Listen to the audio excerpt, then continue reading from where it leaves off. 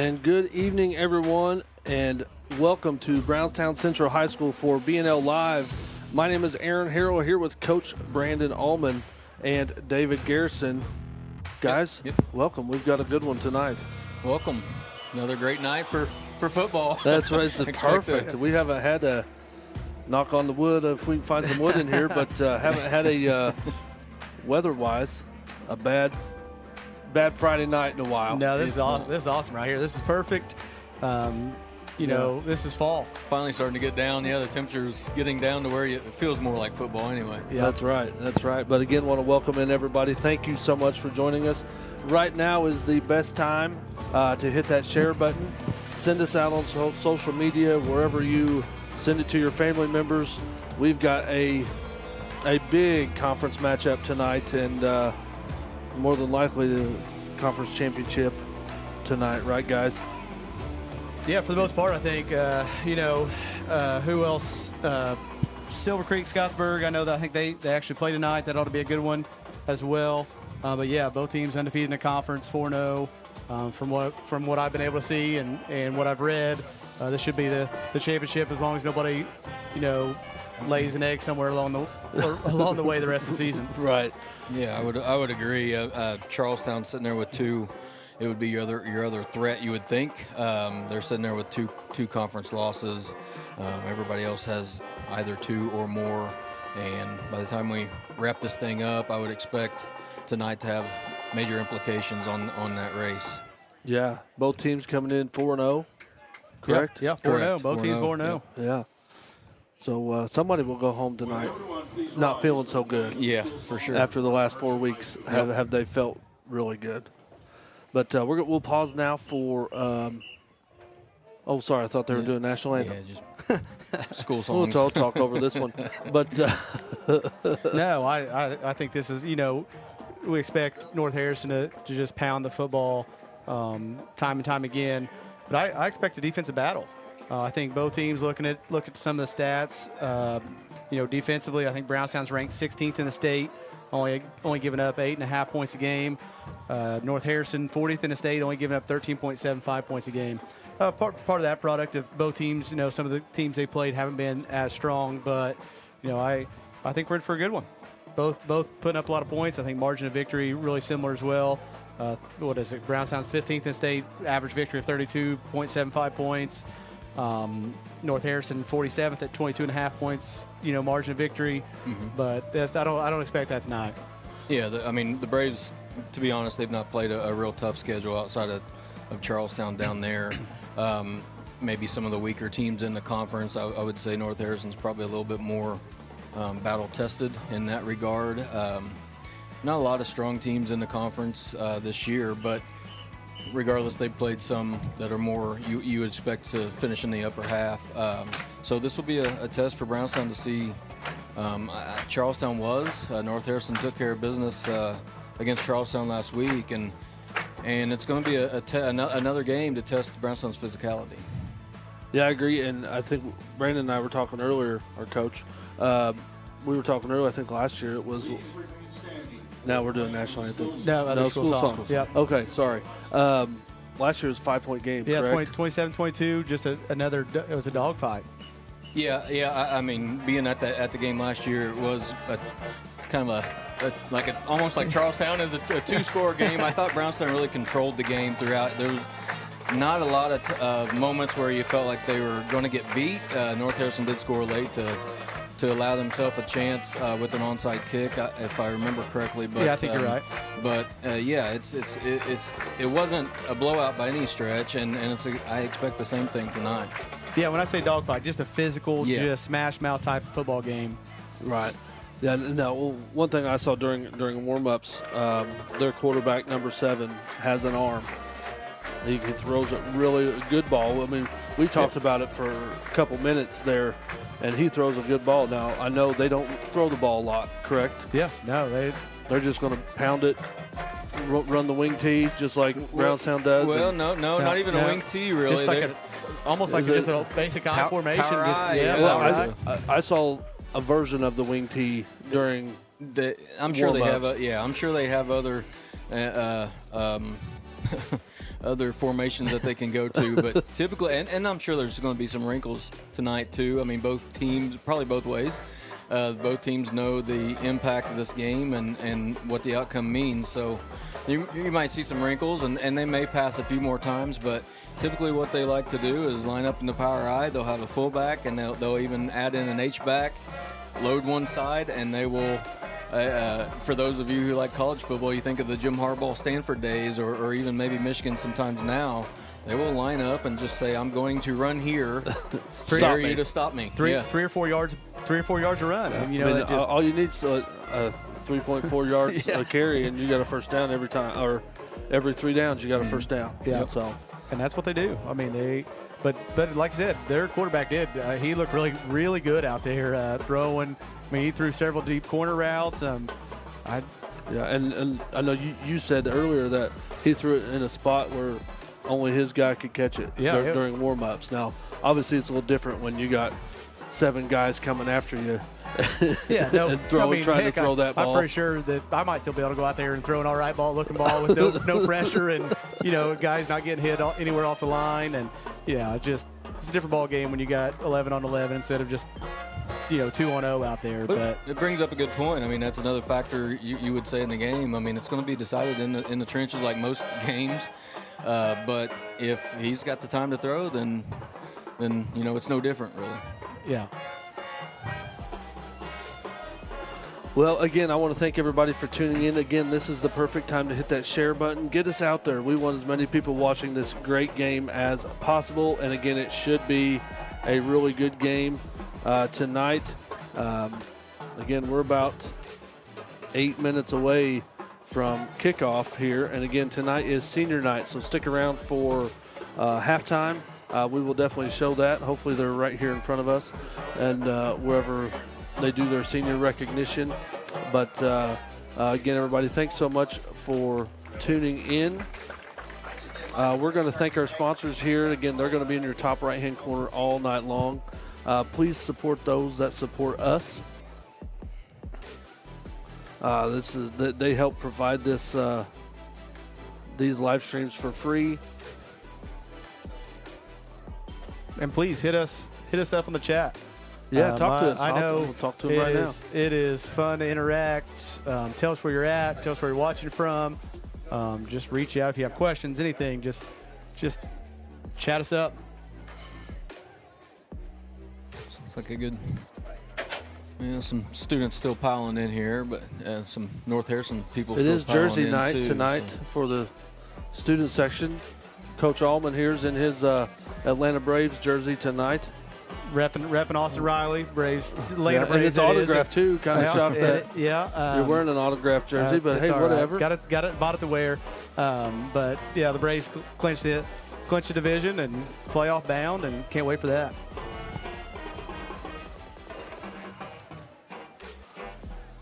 So who's your college team tomorrow? Who are you rooting for? Go ahead. Well, I'm a Tar Heels guy, so I don't even remember who. I can't remember who we play. But what about you? I'm an Irish fan. I mean, I'm an IU fan. Oh, big game next week. But yes, looking forward to that. Maybe we'll see if we can swipe some tickets to that one. Well, no, I can't dig deep enough into the wallet for that. That's right.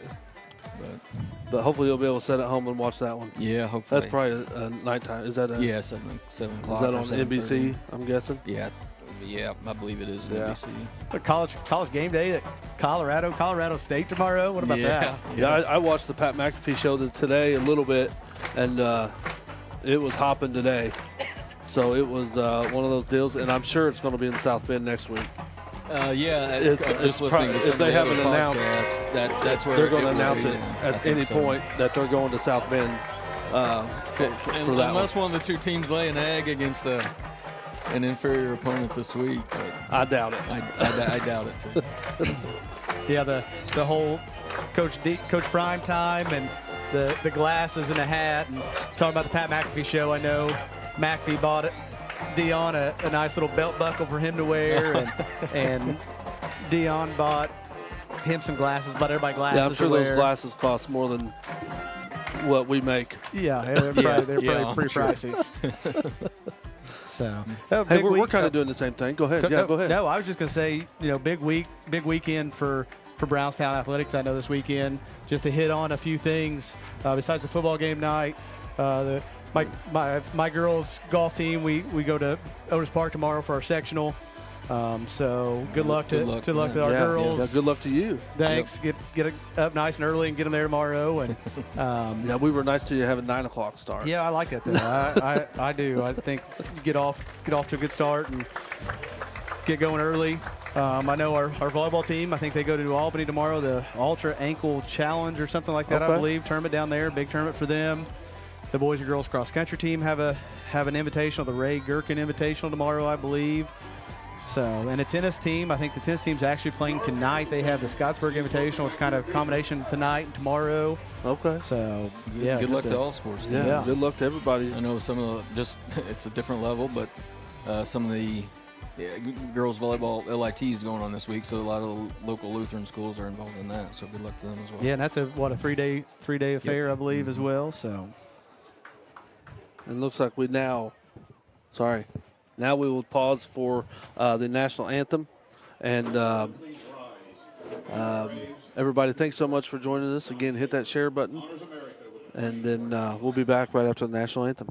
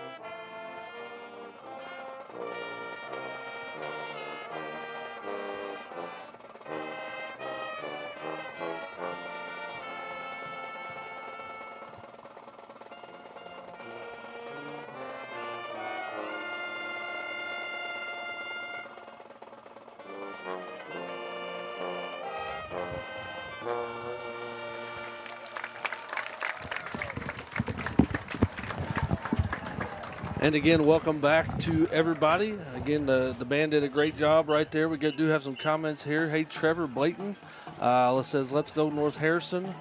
Watch that number 58. So we'll keep an eye on him all night. Trevor, thanks so much for tuning in. If you can, hit that share button.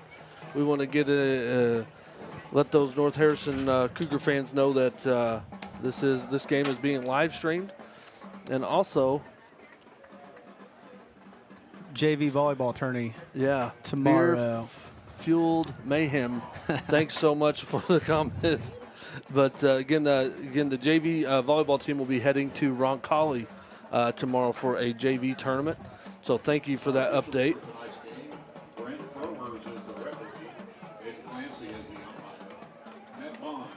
So we have tried to get a little bit closer tonight. So we'll see how that works out this week. Keep the comments coming on that, the suggestions, but we also lost, because we're zooming in more, we also lost a little bit more of the end zone. So we're hoping to keep, hopefully there's no good touchdowns like there were last week over there in that corner. We missed a great touchdown and an interception last week, but once again, doing the best we can. That's right. With our setup, with the windows the way they are. We missed out on a little corner of each end zone, but like I said, we're trying to zoom in, trying to make it a better product for all you guys watching. That's right. Trying to make a better product, better viewing experience. And again, let us know how we're doing in the comments. Please talk to us. It makes the night go a little bit quicker, a little bit funnier, a little bit. A little bit of everything. Yeah. So I know I got a shout out. I know my family, my whole family usually be here, but my cousin Tyler Darledge, who of course is a Brownstown alum, football alum, he's getting married tomorrow. So they're having rehearsal dinner at the church up there. Or Hopefully they got us on the projector. Rehearsal at the church, and then that's what I did. And then they have the rehearsal dinner this evening as well. And I told them to put us up on the big screen down there. Believe it or not, Congratulations, Tyler. Yeah, during our my wedding, my wife was coaching B&L girls basketball at that time, and we got married between Christmas and New Year's, and they were playing in the Hall of Fame, and we had it up on the. Boy, that was some bad planning. Well, it was like the only time we could do it, so that's when we did it. So no. It looks like the Braves are going to kick off here to begin the first quarter.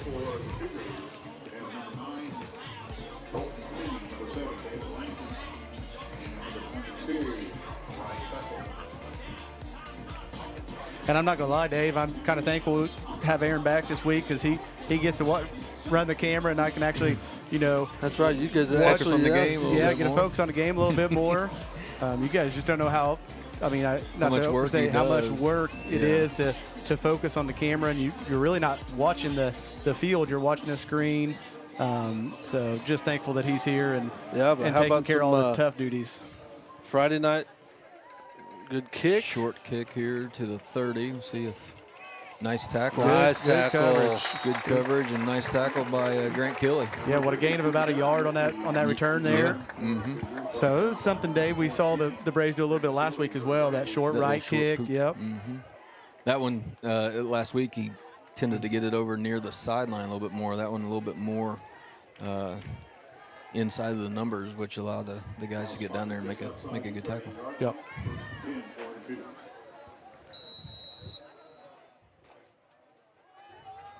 All right, here we go. Now there's that power eye that you talked about. Handoff right up the middle. Yeah, gain of 5, it looks like. Yeah, great initial push by their interior lineman there. Big hole. Hey, Trevor, thank you again for the comment. You're very welcome. This is why we do it for those of you that can't make it.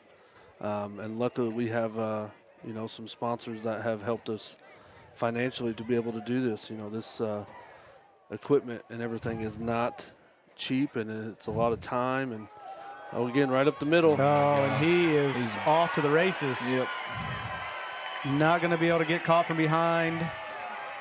And North Harrison will take an early 7-0 lead. And I don't know if he was touched. I don't think he was, and that's one thing when you have everybody up next to the line of scrimmage like that. If you do get through the hole, or if there is a hole, it's a touchdown. I mean, it's everybody's going. And again, I didn't even see the number. He was. That's Fessel. Yeah, their running 22, back. Bryce Fessel there. Yeah. Okay. So to kick the extra point, and it looks short. Oh, it did go over. Okay.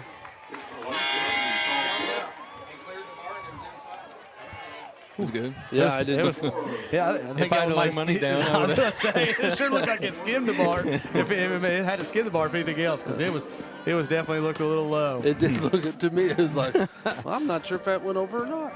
But great start for the Cougars. 2 plays, touchdown. 6 points or 7 points. Yeah, 7 points. Hey, Trevor, thanks. Yeah, Bryce with the TD there. I'm gonna go ahead and give a shout out to I was informed of a watcher down in Georgia. It's Micah Sheffer's uncle, Rob Cates. So we'll give a shout out to him, and thank you, Rob, for tuning in.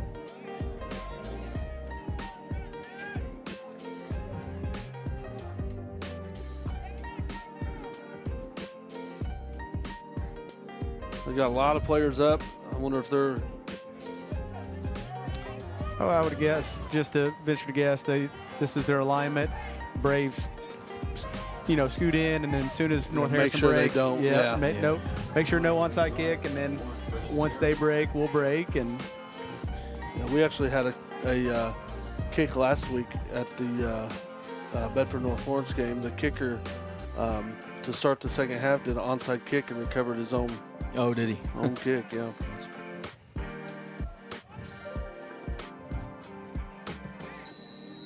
Interesting to see how the Braves will respond. First time first time being down all season, I believe, isn't it? Charlestown was down at Charlestown. Yep. Not long, but Long kick to the 5. Nice tackle, got out to 20.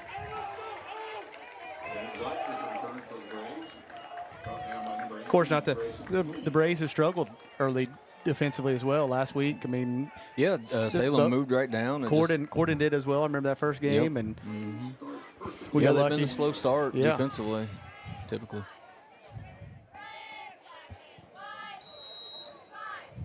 See if they get that taken care of next series. Braves going for a pass here to start. Going deep. Got a guy just had a him open. little he outside his kinda reach. Yeah, hesitated a little bit. He did. I wonder a little bit if the sun didn't interfere a little bit with the vision of the ball. I made the same comment earlier during warm-ups and North Harrison was down here on this end. You know, the sun was definitely a factor. They dropped a lot of balls that were in that corner. You know, at the 50 over there is still not blocked yet by the sun. Yeah, I got another viewer watching all the way from California, Leanne Borden. Thank you for tuning in. Handoff, reverse. Double handoff, a big Got a gain by hole, Engel. yeah. Couple nice cuts there. Yep.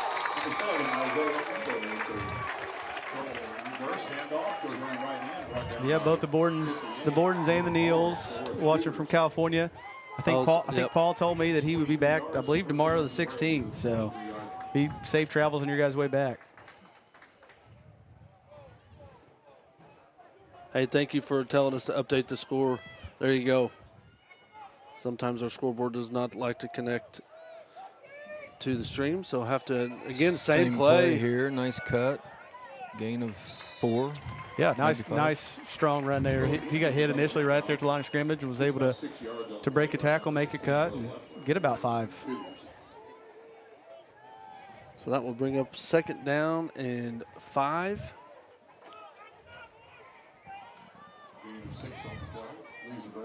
They have him at gain of 6, but this might be generous. Yeah, generous. Yeah. We'll say 2nd and 5.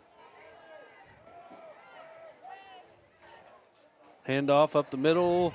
Going to have a first down. Nice run by Zyke. Yeah, very nice run by Zyke. Once again, initially hit right there at the line of scrimmage and was able to break an arm tackle and get a first down.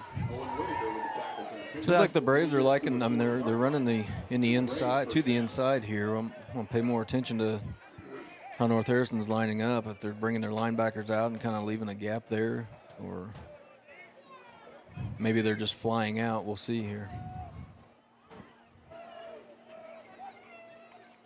Oh, quarterback keeper. Yeah. Watching the middle backer, he's flying out with the slot. So whatever slot goes in motion, the middle linebacker's trying to flow toward him, and it's kind of leaving the middle wide open. Good run by Sheffer. Yeah, definitely a part of their game plan. I mean, we had a lot of success last week running the outside. Yep. You know, that's probably some of their keys there. But like we talked about last week, arm tackles, our backs are fast enough, strong enough. Arm tackles aren't going to get it done. No, there's another inside run, or designed inside run that didn't go anywhere. But and it's interesting too to see they're having a safety play over top of our receiver who caught 2 deep balls, and then when we went after it the first play of the game too, but. They're using that safety, so there's only one safety down, in the box. And again, want to welcome in Sharon Wills. Thank you so much for tuning in, Sharon. They're watching from Kentucky playing golf. Hey, all right, the weather's good. Handoff. Oh, nice cut. Going to be a first down. Yep. Great job of following his blocker right there. Yep. Got right on his Patient. blockers. Yeah, very patient. Got on his blocker's rear end and read him perfectly. The Braves are getting a good push here to start. That's one thing you see a mature runner that he doesn't get too anxious back there. He just, kind of takes his time. Doesn't run. You see a lot of the younger runners just run right into the guy in front of That's a him. good point. And I think after watching Brownstown all year, every one of their runners seem to be very patient. So I don't know if it's something they're taught. I'm sure it is, but They're up the nice run there middle. by Zike. Gain of about 6. Barry, Dave, if I'm not mistaken, you're a big Barry Sanders fan. That's kind of I mean, just watching him and just watching that, just being patient, just hiding behind guys, just waiting for a little bit of daylight. Yeah, I remember watching him where he'd just kind of be like keeping his feet moving, but his hands on the back of the guy in front of him. And when it was time to break loose, he did. He did. Here's an outside run. They didn't flow too. Nice little step back. Step back and made a couple guys miss there. Yeah. Ran as hard as he could to the sideline, stopped, and let the guy go through. It's perfect.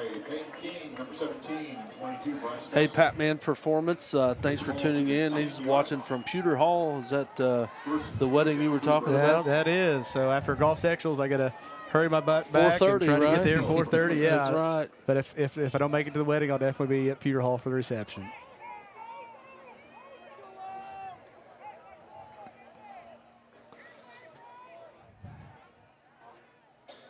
And Sheffer in a shotgun. Handoff up the middle. Oh, just kind of lost his footing. Yep. Great cut to get up the middle and then lost his footing trying to break it, bounce it back out.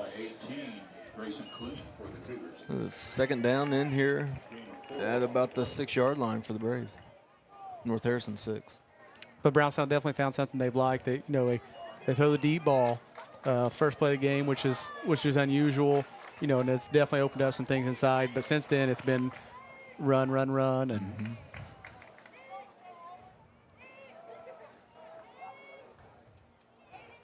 now back up the middle. That one closed pretty quickly. Yep, nothing there. Halfway expected the fullback direct snap there. I'm not gonna lie. There's a loss of 2. Big third down here. Big third and down. goal. On the 8.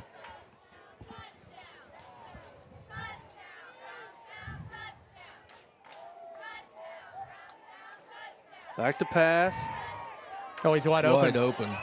And Great play design right there. Yep. Great play design. Shepard is Ike for the touchdown. It's something we talked about last week, seeing the slot go in motion and flare out, and it kind of the first time that I recall seeing it this season. Well, that time he went on around, and the receiver went to the inside there, exactly like you were talking about, and Brandon, and it was perfect. And the crazy thing is before you got up here, we were talking about that earlier. Back when we did have some success in the pass throwing, a lot of that's been the quick routes to our slots and letting them create and getting some momentum and in some space. That's one thing I've been begging even last year. It's just if we could allow our slots to use their speed. I mean, the deep routes are great, but it's a low percentage throw. The comebacks, they're usually catching it with somebody closing in on them. They don't have time. So if you do a drag, I mean, run the slots vertical, bring the receiver on a drag route or just across, a dig route, and throw it to him with open space, or do that with the slots.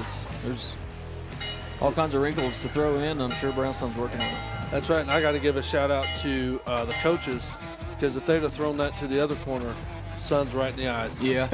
That's a great shout out to the coaches right there for that receiver to look back and try to catch that with the sun. So they picked. They learned from their first opportunity. That's right. But again, that's the corner that we have trouble seeing. So again, I'm sorry that you missed it, everybody at home. But maybe that's the reason they threw to this side. That's right. Nobody. But, good call from the coaches to go to that corner. Just the shadows.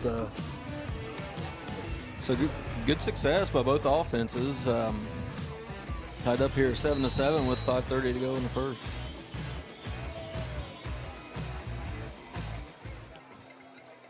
Good kick, but looks like it's going out of bounds, so that will be a penalty. They will get that at the 35-yard line. Coach May not happy with that one.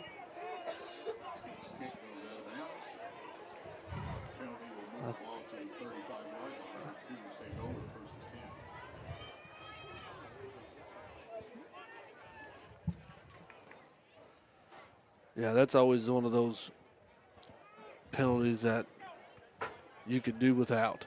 You know, it's just- self-inflicted. Yeah. All right, we'll see if the Braves can. Yeah, they only ran 2 plays last time and scored on a long run.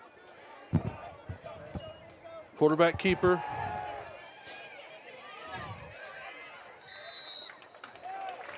It looks like a long gain of 1. Yeah. Yeah. Ran a long way to get 1.5 or 1. But you look at these backs. I mean, Fessel's 155, but he's a thick 155.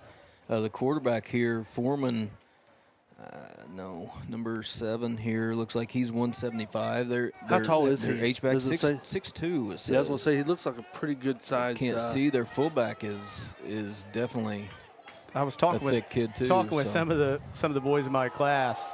They were discussing great hard run there. Yeah, it's number 16. Is that Yeah, it? number 16. That's the fullback, and he's 185, so 5'8", 185. But I know that they said that some of the sizes on the roster were a little undersized, like 20 pounds under the, which is rarity because usually in football go the other way. you go the other way. Yeah, you can clearly see they're you not. add the pads and the helmet and all that to make him, hey, if he's 6'2" in real life, and on the program they're usually 6'4".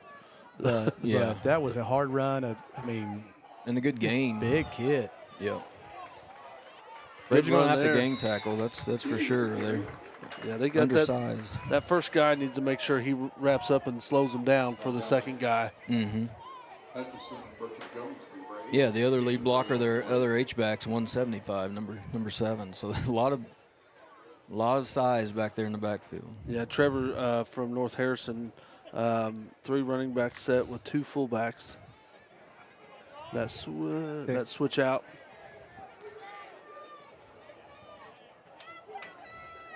Hand off to 17 again. No gain, or maybe a loss of 1. Sets up a big third down here, 3rd and long. He's a mere 215. Oh, goodness. Trevor, thank you for the good information. Yeah, keep us up to date. If we get anything wrong. Seven is the quarterback. We're just looking at the thing. We just got on the wrong line. Dave got on the wrong line, but hand off again, and gain of about 2. So it's going to be 4th and 5. 4th and 5 or 6. Yeah. All right, Dave, what do you do? You're on that side of the 50. I'm always going to punt in this situation early in the game, but and just. Yeah, or you could go the other way. If it's late in the game, you do your punt and go for it now. But I'm gonna punt this one. I'm gonna, but maybe they'll do the quick punt. I doubt that. I think Brownstown's about the only team I've seen it. Maybe he'll make him go off sides. Nope. Back to pass. Pass. Screen. We got a screen. Well covered. Well covered by Preston Garrison. Sniffed that out well. Great pressure as well. He had to throw that one off his back foot there. Couldn't put a whole lot on that. Yeah. That almost looked like a start of a screen. Like Yeah, it was supposed it to be was a screen. Yep. Because too many people were coming through. I think it was meant to be, and the receiver just, I think he recognized that somebody was on him, so I think he tried to go deep just to have a chance. But Preston was able to stay with him there. And the Braves take over in downs. Yeah, they'll be on the 48. Great field position. Back to pass. Oh, that will be intercepted by the quarterback and got a flag down too. So we'll see where the flag is located. I just saw it fly in. Mm-hmm. But it was after the interception. maybe a block in the back or something. But, yeah, it looked like just underthrew the wide receiver, and really neither guy was open there. But no, yeah, not a thrown ball, really know, low ball too. Yeah, Like he didn't have as much come out of hang his time. hands Yeah. properly, maybe. But see what the penalty is here, and blocking the back, so that'll help the Braves out a little bit. But either way, it's going to be good field position for 'em. Okay, so there's 2 penalties. So there's a block in the back and a holding. Declined the block in the back and took the Yeah, holding. took the holding. Both of them are 10 yards. 10 yards, yeah. And from the same spot there, I think. So, Yeah. or, I mean, Yeah.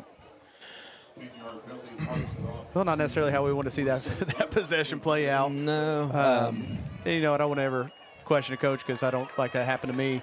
Just we'd had so much success in the run, getting things going. Well, and there's another opportunity where both routes are vertical, so if they don't hit, what else you got to do? I mean, you throw the ball away, but first-year quarterback, sometimes that's easier said than done. It takes experience or to run, but you know, that's where you'd like to have that option of a drag coming across the field. Just a check down route. Check down. Mm-hmm. You know, did a lot of talk about same thing with Josh Allen. I mean, he's got to learn to kind of not turn the ball over so much. And you got a young quarterback that, you know, that's just you want to give him some easier options. Up the middle. He's definitely stopped. Going to be 3rd and 4. And nothing fancy about it. It's just here. I'm handed right here. There's no.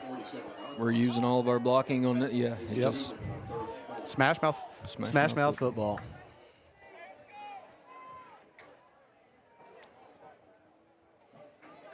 It's 3rd and a manageable 4. Well, they went for it. Yeah, you on would the think if they possession don't get before, it here. so they got 2 plays Yep. basically to get 4 yards here. Quarterback sneak. He's and close. he's going to be, looks like he's going to be about a yard short. Down by 6 to 6, Joe Roberts among others for the Braves. Well, shout out to Mitchell McCory. I know he's watching, another former alumni, watching all the way down in Tallahassee. So he said we're doing a dang good job, so please keep it up. Thanks, Mitchell. We're going to have a measurement on the play. Going to measure here. Good thing about measurements, it's just like an extra timeout. Yeah. So just giving Some rest. Yep.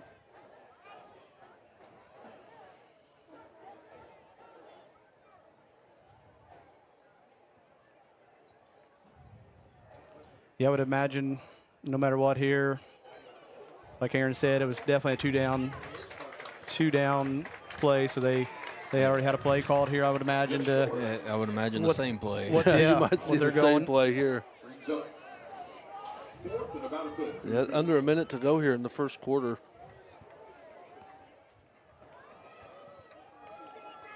Score still tied 7-7.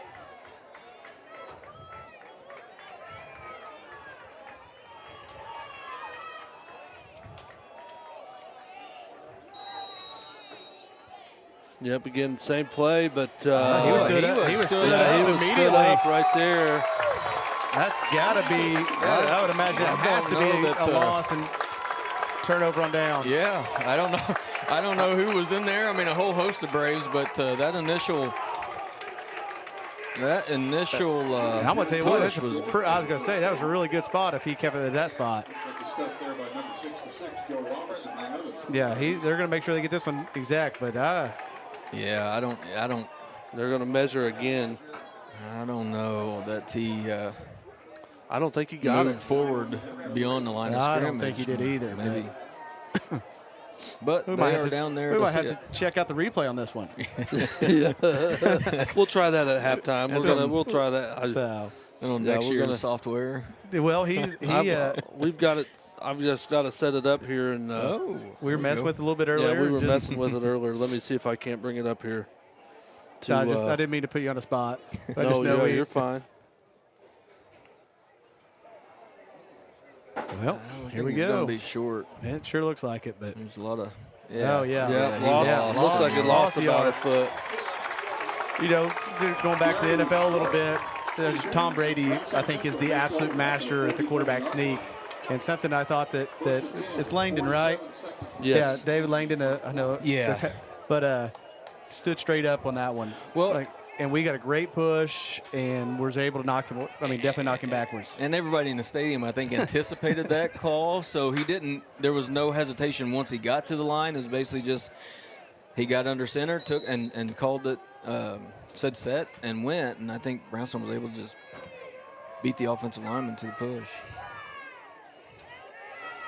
There's that little reverse again. That double handoff. Mm-hmm. Mario Mendoza, I think, there with the tackle for North Harrison. I think I've seen him 53 in on several stops now. Like he's a nose tackle. Yeah, here at the end of the quarter, we'll take a play at that fourth down play right there, but it's going to be 2nd and 9.5 or so. And they do not have to run a play, but they will. Handoff right up the middle.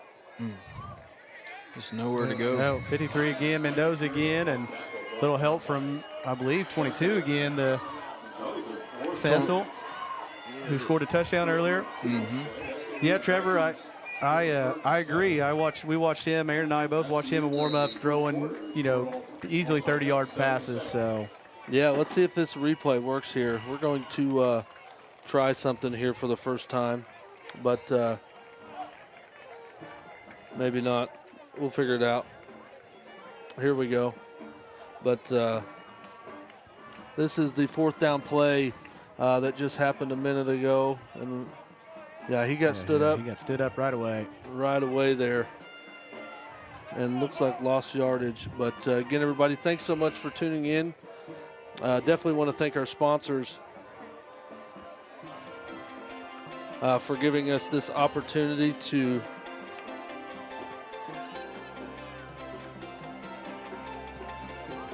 live stream these for you.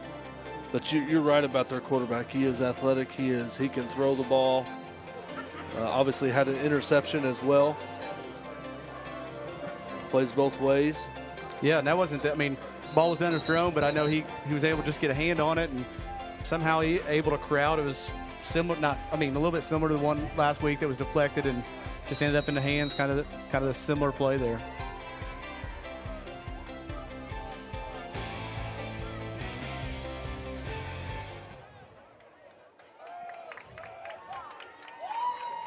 Another double handoff. He's got room. Nice little cut back. Hold on to the I was ball. going to say, blow it. Yeah, don't get anybody hurt. But that will be a first down for the Braves. Stopped by 12, Main Scott, and 16, Leffler for the Cougars. He gets enough yardage down to the 43 for a Braves first down.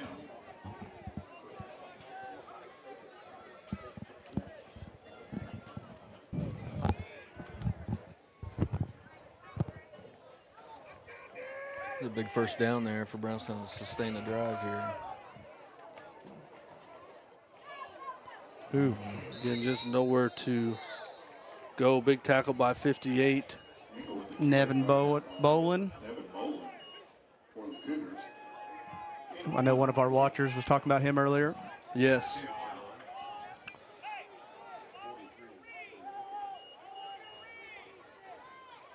That was Trevor, yeah. Would like to see the Braves getting back to what they did. Really successful in that first drive. Of course, North Harris is going to make some adjustments, but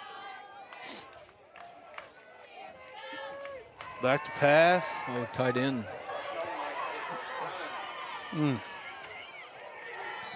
Gained 3 or 4. yeah, and there. I'm okay with that. Yeah. Well, I mean, he didn't see anything he liked. He didn't force anything. He saw a little bit of green grass, so he picked up what he could. Yep. Did a great job of stepping up in the pocket, had a little outside rush, and stepped up and allowed his tackle there to make that block. And Ball spotted at the 38-yard third and 5. Thank you, Mayhem, for keeping me honest. It's a lot to do. Yeah, I second that. Handoff up Great the middle. Nice run by And that's going to be close to Zyke the first again, I down. believe. Yeah, I think they're giving late, it to him. and I late don't flag. Brought down by Vessel for the Cougars. See if that's a face mask or. Imagine it's either going to be a face That or mask a late- yeah, late it's hit. definitely a personal foul, I would imagine. As late as it came in.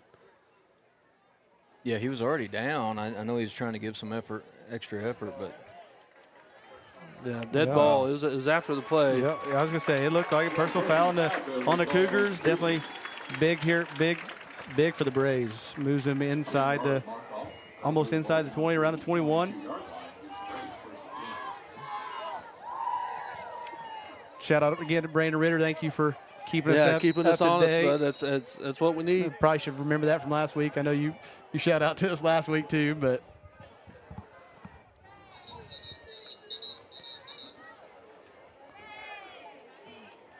They didn't count off enough. I was going to say, because I thought it It should was have at been the inside 31, right? It should have been inside the 20. I mean, I'm an English teacher, not a math teacher, but I think I can figure that one 15 is out. 15, right? Yeah.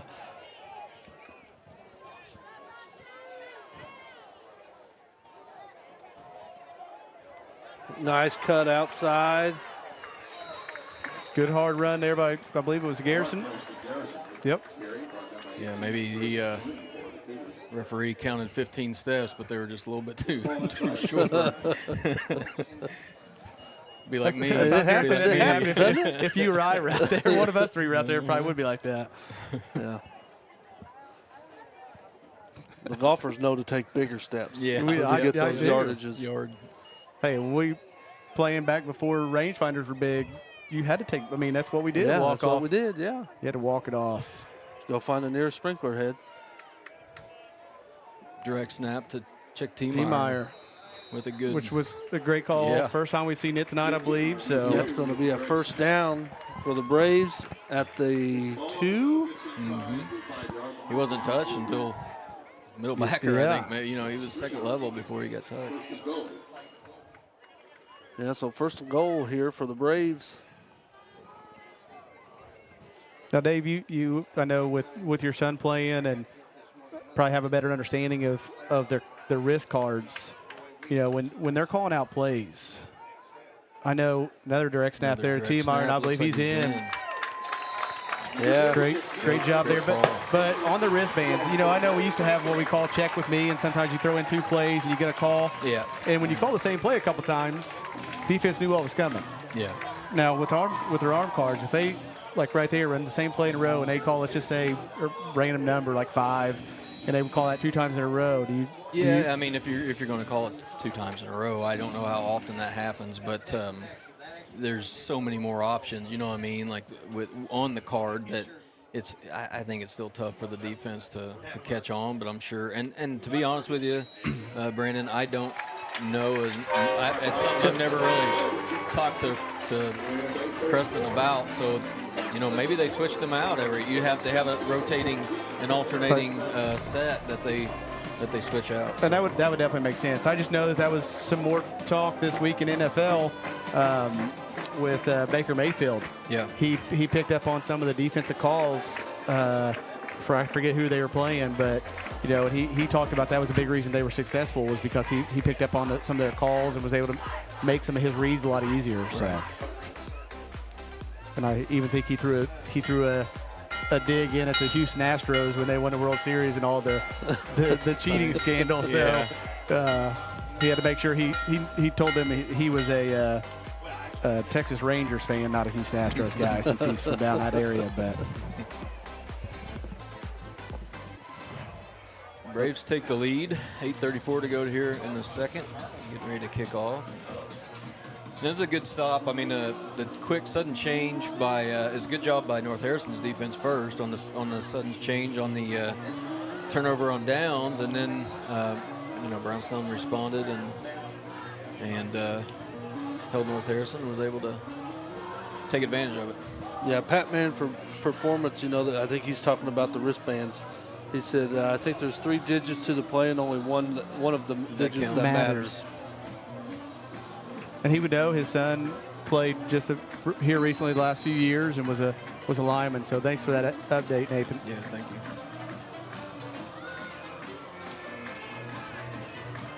And again, the Braves will kick off as they lead 14-7. And again, that one, he fielded it. Oh, Wow. my goodness. Oh, boy. Good return. Great return. And Not sure why he fielded that one, but maybe he felt Had like it was two, going to stay in. Well, it did stay in. He kind of had to field it. And then two Braves down there just whiffed on the tackle. I mean, goodness gracious. Not breaking down at all. And no, the first guy I can live with. The first guy, you got a free shot. yeah. And the second guy for sure definitely got to break down. One of them's kind of a gunner anyway, and so he is flying down. Or typically that's how they do it. Yeah. You know, I don't know. That's typically what they do, but goodness.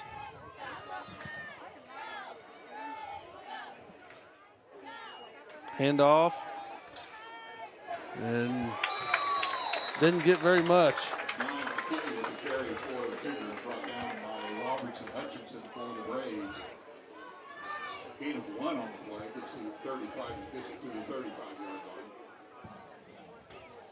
Looks like he got 1 there, so it's 2nd and 9. Good to see number 50 back, Keaton Bertram-Jones for the Braves this week. I know he's been banged up, had a little knee injury. Crucial to our defensive line. Oh, yeah. Had some huge games the first couple games. Great senior leader as well. I mean, not only with his play, but with his emotion and his leadership. Yeah, and just a kid who's tough as nails, I think. And like I said, just leadership and the way he plays so hard. And It's a gain of 3, so it's going to be 3rd and 6. I've seen several times on film where an exact same situation will happen, and then a North Harrison running back will skirt through where it just no one really has arms on the running back, but so I kept waiting for that to occur.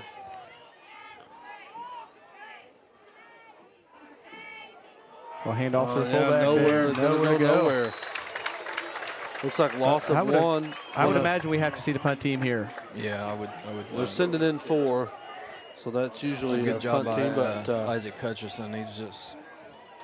Shout out to Morgan Braneman, watching from West Lafayette. The royalty watching. She was our Jackson County Fair Queen this summer. So, thank you, Mo. Well, congratulations. Congratulations, Morgan, and thanks for watching. Oh, that was a false start. If they're Short punt. Get out of the way. A lot of hang time, though. Yeah. Yep. Takes a Brownstown bounce to about, the 42? 42, 43? And we do have a flag here. It is back here. The hold on the punt. I would either. I don't know this rule. Do you get the choice of whether it's declined? Okay, so had to be before the kick then. Yeah. Yeah.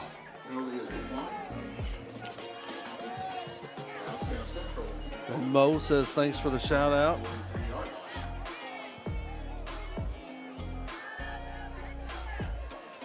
And I think the Braves defensively, after that first possession, our first 2 plays, we should say, have definitely responded.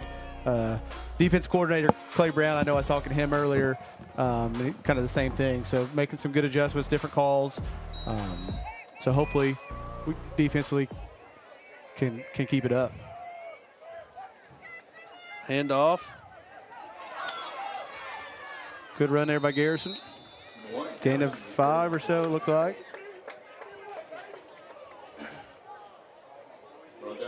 I know we talked about this before too, but still a young quarterback. Only started his 5th game, and even though we don't throw a lot, just getting into those manageable positions, down in distances that we don't have to necessarily put him in Tough situation. Yeah, in a tough situation.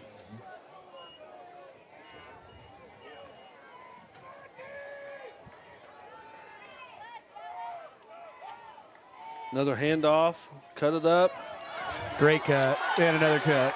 And another cut. Wow. And it's a foot he's out. race. And he gets knocked out about the 7 or the 10. Great run.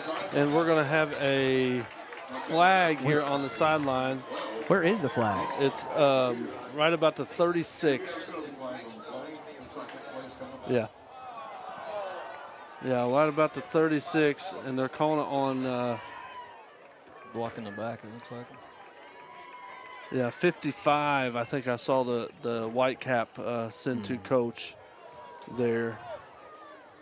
Oh, that's one of those killers. That had to be behind the play, I would have thunk. Yeah, he's on the So left it still side gets of him the a first line. down. Yeah. So, Still gets him a first down. yeah. So Yeah, just negates. I mean, what, Yeah. down to the 6-yard line? yeah, I think they saw him step out about the 10, but I'm man, glad that's I didn't jinx this, because right before the play I was getting ready to compliment us, because I think that was our first penalty of the game, I believe. Yeah. Been pretty clean thus far. Direct snap. Direct snap. Ooh. Hit initially, but spun out of that and was able to pick up another yard or two while he was tripping over some down defenders. Jaden Diss, is that who we thought the penalty Yeah. was on earlier? So Yeah.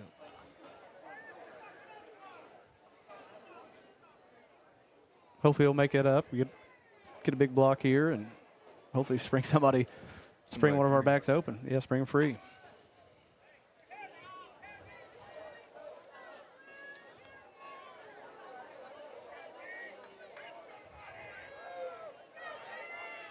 handoff, double handoff up the middle. First time we've called Hutchinson's name all game. Oh, he balls out. Lost Balls the ball. out.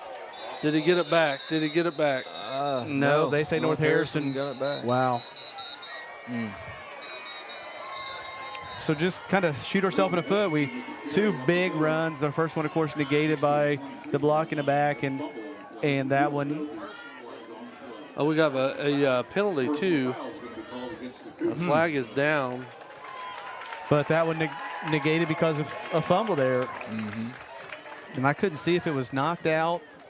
I think it was pulled out. He tried to extend the run a little bit longer and had hands on the ball there, and that's sometimes. So we'll see what the penalty is here. Again, I'm going to try to follow the like referee here to get. So after all of that, so they go we back keep to the ball and we previous. gain a yard. Yeah. No, I Unless think he you're keeps going to gain walking. 15 yards. Oh, okay. Oh, yeah. Interesting. Yeah, it is interesting. So we'll see what he calls here. Personal foul. But he didn't give a signal. Yeah. I don't. Yeah, he didn't. He's going to go talk to coach now. Yeah, I'm I wish I guess had a really good Zoom. And we were talking. we were talking earlier, Aaron, about I believe their head coach is the gentleman that was walking across the field with the cane earlier. Coach Williamson, Mark Williamson, in his 12th year here at North Harrison. Had a lot of success. I think 71-49 in his 12 seasons. So That's a great record. Okay, so in comes back the Whitecap. And coach was, I guess, okay with the explanation there. Well, I don't think he has a choice. He might didn't have not a really be choice. okay, but Yeah, He may change his tune tomorrow on film. that's right. Nice little step back. Nice tackle there by number 16. that was I think the third time on this drive that we've seen that exact same inside run there. I know we mentioned Jaden Disk a little bit ago with that block in the back penalty, but another kid who's coming back from a really tough injury, broken femur, I believe, and all that. It's had multiple surgeries. A lot of questions whether he'd ever even play again. So awesome, just the work ethic and the time and it's taken him to get back. Handoff. Zach with a big hole. Huge Big hole. hole. That's a And score he's going to for go Zach. untouched. Yes, he did. Touchdown, Braves. You could see when you saw the fullback run through there, it's like, whoa, follow him, and it's good. It had just looked like the parting of the Red Sea. Yeah, Like there was nobody, and then a great cutback across the field. Yep. Completely untouched from the 25 or so, I think, somewhere in there. Yeah, North Harrison continues to line their DNs way out wide, and it's allowing kick-out blocks and just big holes here for on the inside. Able to really hurt them on the inside. Great rush there from the Good kick.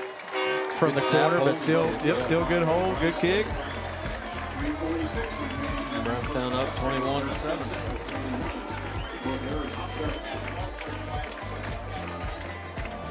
And again, want to thank everybody for tuning in. Definitely want to thank our sponsors.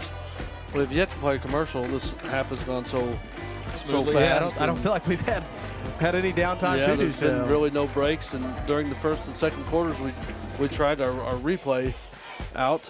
That sort of worked. Trevor, we'll try to show our replay here in a while if we can, but Yeah, not sure what the personal foul was about. So we didn't see a signal, no explanation, of course. Yeah, all we saw was the personal foul signal and all that. But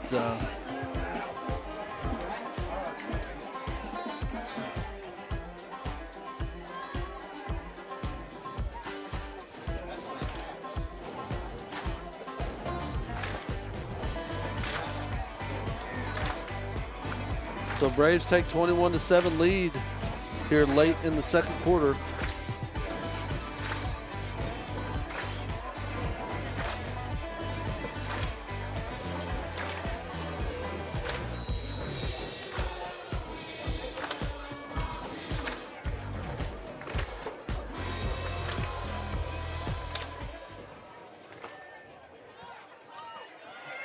Caught it about the 15. Oh, nice tackle. Not sure who that was. Looked like Grayson Cassidy in there for the tackle.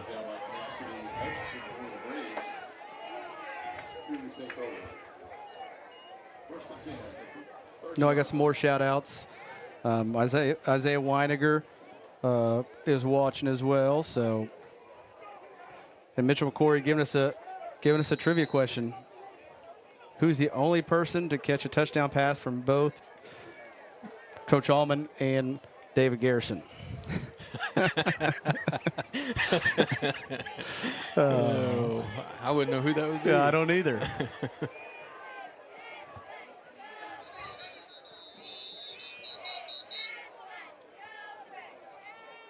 And we're going to have our first timeout Called by the of Braves. the game, called by the Braves. Yeah. We'll take a timeout with them. We'll be right back. North Harrison shocked us. We had 2 wideouts. Founded in 1970, Brownstown Electric Supply Company is proud to serve and provide material to our friends in the utility industry. We are equipped to take on the most demanding projects with an experienced staff located in Indiana, Kentucky, Ohio, and Illinois. Brownstown Electric is family-owned and operated with a family-first work culture. If you're looking for a lasting career in a robust industry, give us a call today at 812-358-4555 or visit us online at brownstown.com/careers. And we have an update from Seymour. The Seymour Owls and the Bedford North Orange Stars are tied with probably a little less than or about 5 minutes to go. They're in the second quarter, 14-14. We figured it was going to be a shootout. And what was it? Sorry. 14-14. 14-14. And it still might be. Game's not over. Yeah. Oh, a little trickery here. Great, Good Nice defense. job. great coverage there by Jack 28. Pace. Pace, yeah. First time we've called his name, I know, but was there stride for stride, step for step. Yep. Hit him right in the helmet. You can't ask for better coverage. No. Once again, we're well-thrown ball, just maybe a hair short, but Yeah, a little short, but what was, I mean, what in my opinion, what made it even a better play was the fact that the quarterback took some steps in, like run, to try to freeze the safeties, and Jack was able to a little see that going and recover. Tim Tebow-esque jump pass, not quite a jump pass, but definitely faked that. And great ball. Great ball. Great catch, too. Well, I didn't catch a number there. 18? 18. Grayson Clooney. Yeah. Which I believe is their backup QB, if I'm not mistaken, maybe. Fake post and then went out on an out route there. You know, Nice. once again, not trying to question any coaches because I don't want that to happen to me either. But when you have such an athletic quarterback with a strong arm, just throws a perfect ball right there.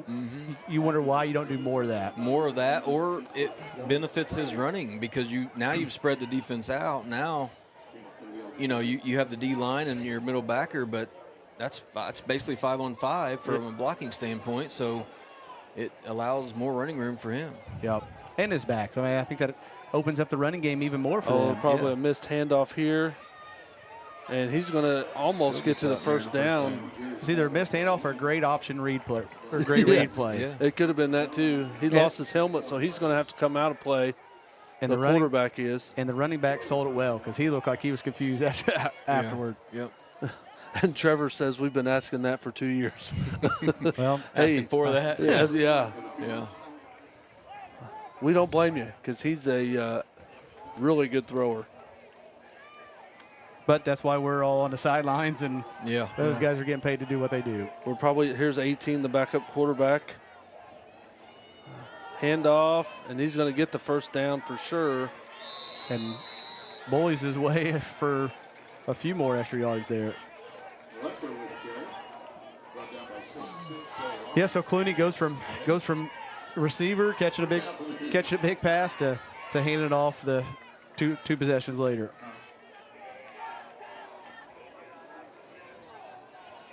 And Langdon is back in. Yeah, he lost his helmet over there, so had to come out for that one play. Back to pass. Oh, interception. Great pick.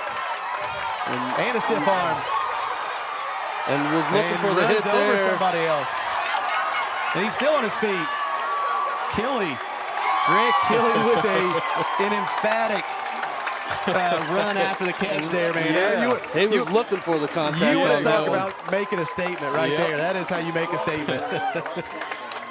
He says, I'm not running out of bounds. I'm going to lower my shoulder and hit you.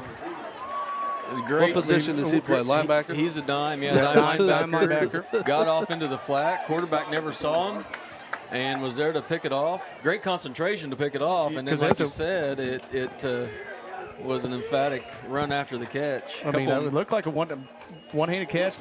Yeah, I mean, I was like right here. I saw it look bobbled a catch and stiff arm, and then just lowered his shoulder, lowered his helmet, and just ran over a kid.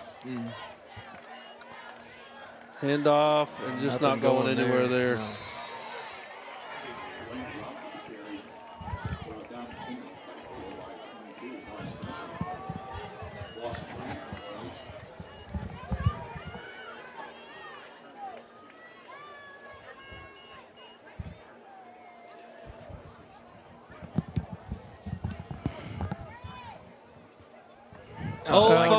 Fumble. Get it. Great.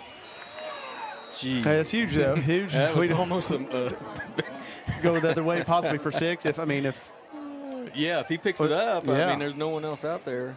Yeah, it looks like it's going to be a 3rd and 20. And I believe we still have a couple timeouts left, right? Yeah, we only used one. Yeah, and they had. Sorry, I didn't update their timeouts. So, or we have 2 timeouts remaining, and they have 3. So. Just letting a lot of time go off here. Screen pass. Breaks a couple tackles. Still on his feet. Yeah, nice run by Chick Tiemeyer. I would expect a timeout here. And they do get one. Man, about like At first, I'm like, who? I knew it was a screen, but I thought it was going to hit 75 right in the back. Yeah, I did too. And then their chick just came out of nowhere and stepped right in front of him. Well, 19 seconds. What do you do here? It's going to be 4th down and probably 13. Just a heave in the end zone and see if you can. I would imagine. Yeah, I I would think so too. I would. You got to take a shot. I don't. How know. good's the kicker? I mean, you get 3 here, or is that too far? I think we're a little outside the range. I mean, you're going to here. be what, 30 or 27, 17? What was it, 14, 40, 27, 37 plus 5, so 42 yards. Yeah. Yeah, I that's would probably think. pushing I would think that's pushing it. Watching him kicking in pregame and. I would imagine if I'm the coach on the sideline for North Harrison, I'm also watching any type of trick play, any type of halfback pass or jet pass, anything along those lines. Which Brownstown's shown. We've had a couple different games where the halfback pass is. Yeah, Zyke I know threw one, and again, what they could have done there is let the time. They didn't have to run a play, No. so they could have went let into that halftime clock 21-0 or call 27. call that timeout with 1 second to go and heave. heave it down there and. But we'll see what they do here. But if you pick up a first down here, you got another timeout left. Like That's maybe true. you can get. You might try to go to the, I don't know, slot or something to the. Step up. And another throws it to nobody. interception. Well, he threw it to them. Well, yeah. Langdon's second interception of the game. Just no one didn't give the receiver a chance. You got to throw it at least in the the corner. I mean, if anything, I think that one you throw. I mean, he's throwing it to the middle of the field. Throw that one through the uprights. If anything else, the back receiver the end though was zone. coming. Yeah, I mean, I don't know what the route was designed to do. So maybe that's, like you said, the route's good. But the receiver ran out of real estate. He's going toward the pylon. You just launch it over there, maybe. And give him a chance. They're probably going to put the ball up in the air here. May have a chance to run 2 plays. Oh, looks like they're just going to take a knee. Yep. Yep, they're going to go to halftime, talk about it. The score, Brownstown Central 21, North Harrison 7. And again, it is halftime here. Braves lead 21-7. We're going to take a break. Who we got this today? We got Gracie Reynolds. Gracie Reynolds going to join us here at halftime, but we're going to take a break here for a couple minutes, thank our sponsors, and then we'll be back.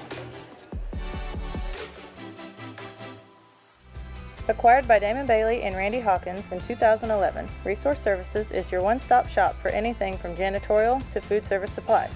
Resource Services specializes in K-12 education. We are the preferred vendor for the Indiana-approved shopping cooperative. We offer name brands with competitive pricing. Our staff is trained to help solve your issues and help save you money. We are located in Bedford, Indiana, and service the entire state of Indiana, Kentucky, Southern Illinois, and parts of Tennessee. Give us a call today at 812-275-4790. NITEC strives to make technology easy. We pride ourselves in being your technology partner. NITEC is an established networking infrastructure company located in southern Indiana. As a premier choice for fiber optic cabling installation and network administration, NITEC is a staple in the community for technology-related needs. We take pride in providing the best customer experience as well as thoroughly completing highly satisfactory work. In our area, there is a great need for affordable information technology services, and we feel we can offer just that. Visit us today at nitec.com. Finding the right insurance coverage can be a daunting task, but fear not, because here at Brown Family Insurance, we've got your back. With years of experience and a dedication to our community, we're your trusted local independent agency, including companies such as Erie Insurance, Western Reserve Group, and Progressive. From auto, home, business, and life, we're here to tailor the perfect insurance solution just for you. Because protecting what matters most is not just a job for us, it's our passion. Contact our staff today and let's secure your future together. Founded in 1970, Brownstown Electric Supply Company is proud to serve and provide material to our friends in the utility industry. We are equipped to take on the most demanding projects with an experienced staff located in Indiana, Kentucky, Ohio, and Illinois. Brownstown Electric is family owned and operated with a family-first work culture. If you're looking for a lasting career in a robust industry, give us a call today at 812-358-4555 or visit us online at brownstown.com/careers.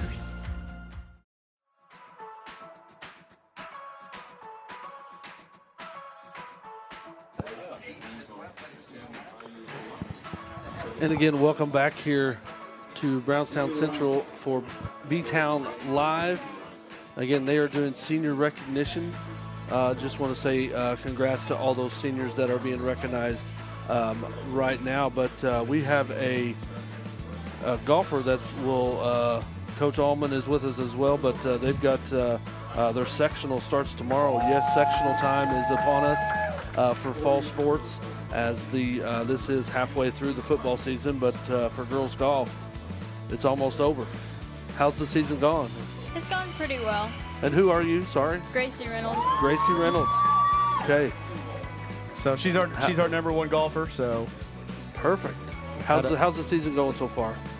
It's pretty good. I really hope to break 40 tomorrow, though. I hope you break 80, right? Yeah. That's the goal? Yeah. Okay. But she's had a goal all season to break 40. Okay. So she's been close on 9 holes. So, but I told her her goal tomorrow is 80. I said the same thing. Like, I think that it's definitely a reachable, attainable goal for her. That's right. That's right.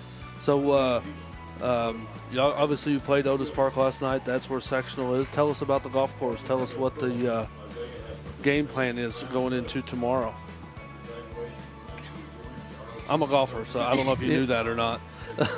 I don't know. I just need to just not get down on myself tomorrow and try to just be the best I can. That's right. That's right. What? Where has been your favorite place to play this year? Probably like Springs Valley, their course. Which did you play the lower one there or the Valley Links? Valley Links. Why did you like that one so much? It was short. So. Well, how's school going? It's good. Yeah. It's pretty easy this year. Well, that's good. Are you junior, senior? I'm a senior. Senior? Okay. Well, good. What's the plans for next year? I'm going to be a nurse. I'm going to go to school to be a nurse. Where are you going to school? I don't know yet. Don't know yet? Okay. Or a Position assistant. Okay. Either way, it's a lot of school. Are you ready for that? Yeah. Yeah. ranked, I think, 8th or 10th in the class. Oh, wow. That's awesome. So high you don't have to level worry about academics. her? Nope, I don't. It's nice when you don't have to worry about grades. And I got 5 girls on the golf team now that I don't have to check grades or worry about that. So that's always nice. So, yeah. Gracie, you want to introduce some of your teammates who you're playing with? Jada Clodfelder, Abby Schreier, Chloe Lingenfelter, and Megan Von Dilligan. Awesome. And tee off at 9 a.m. tomorrow. Yep. Get to play with Bedford North Lawrence and Springs Valley. That's a good pairing. Yeah. So short bus ride. So that's good too, right? Get some breakfast in the morning. Yep. What's your go-to breakfast before the round of golf? Probably crackers, honestly. Crackers? Cheese crackers or just crackers? Cheese crackers. Cheese crackers. Okay. But well, I wish you all the luck tomorrow. I will be there watching tomorrow. If I have one piece of advice, don't think about an end score. Think about trying to hit the best shot you can, and then go find it and do it again. Yep. Best shot. Hit the best shot you can every moment. Wherever it goes, doesn't matter. That shot's over with. Try to hit the best shot you can. But again, want to congratulate our seniors that are being recognized down here. Want to wish you good luck tomorrow. Thank you. Just go out there, hit the best shot you can. Forget about the one you just hit, and go find it and hit it again. Keep it underneath the hole. Yeah, So. it's going to roll tomorrow. There's not been much rain. But again, thanks for coming on here. I know this isn't easy to come on here and talk. So thank you very much. Good luck tomorrow, Coach. Good luck to you. Thank I know you. you've got a early morning for you. Yeah, early morning, but that's all right. Look forward to it. I'm well worth excited. I'm excited for our team. I'm excited for the 5 girls. They've improved a ton. Let alone that at least four of them have played only 3 years of golf. That's the other thing. It's just astounding to me, the hard work that they've accomplished. I mean, I was looking back at Gracie's scores the other day. Literally, there were some 65, 67, 63 scores from her first year. She's looking at me all weird, but that was from sophomore year. She played volleyball her freshman year, decided it wasn't for her, and decided to give golf a try, and she's excelled. I think I tell her all the time that she is a lot better than what she gives herself credit for. Yeah. And If I you could think play golf for 3 years and break and shoot, under 45, you're doing great. yeah, and that's what I keep telling her. She's still up in the air about possibly playing in college. Okay. So if she would keep, I just think that she would only keep getting better. The more and more practice she would have. So. Yeah. Yeah, fairways and greens. That's it. That's the name of the game. It is. Well, good luck tomorrow. Thank okay. you. And we'll see you in the morning. But thanks for coming on here. And then everybody, thanks so much for joining us. We will be back in just a moment.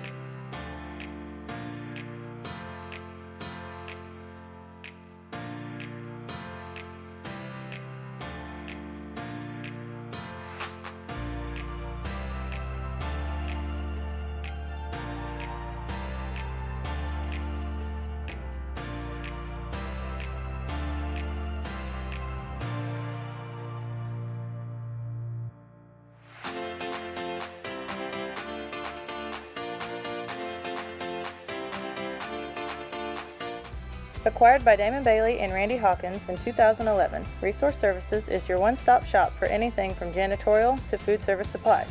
Resource Services specializes in K-12 education. We are the preferred vendor for the Indiana-approved shopping cooperative. We offer name brands with competitive pricing. Our staff is trained to help solve your issues and help save you money.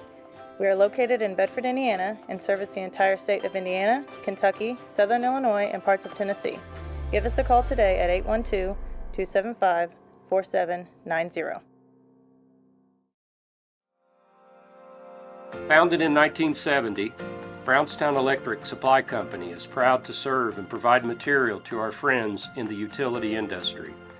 We are equipped to take on the most demanding projects with an experienced staff located in Indiana, Kentucky, Ohio, and Illinois. Brownstown Electric is family owned and operated with a family-first work culture. If If you're looking for a lasting career in a robust industry, give us a call today at 812-358-4555 or visit us online at brownstown.com/careers. NITEC strives to make technology easy. We pride ourselves in being your technology partner. NITEC is an established networking infrastructure company located in southern Indiana.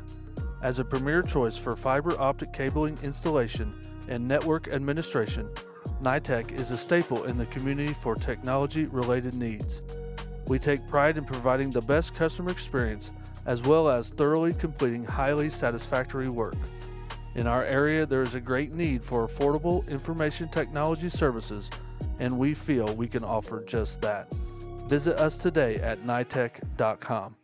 Finding the right insurance coverage can be a daunting task, but fear not, because here at Brown Family Insurance, we've got your back. With years of experience and a dedication to our community, we're your trusted local independent agency, including companies such as Erie Insurance, Western Reserve Group, and Progressive. From auto, home, business, and life, we're here to tailor the perfect insurance solution just for you. Because protecting what matters most is not just a job for us, it's our passion. Contact our staff today and let's secure your future together.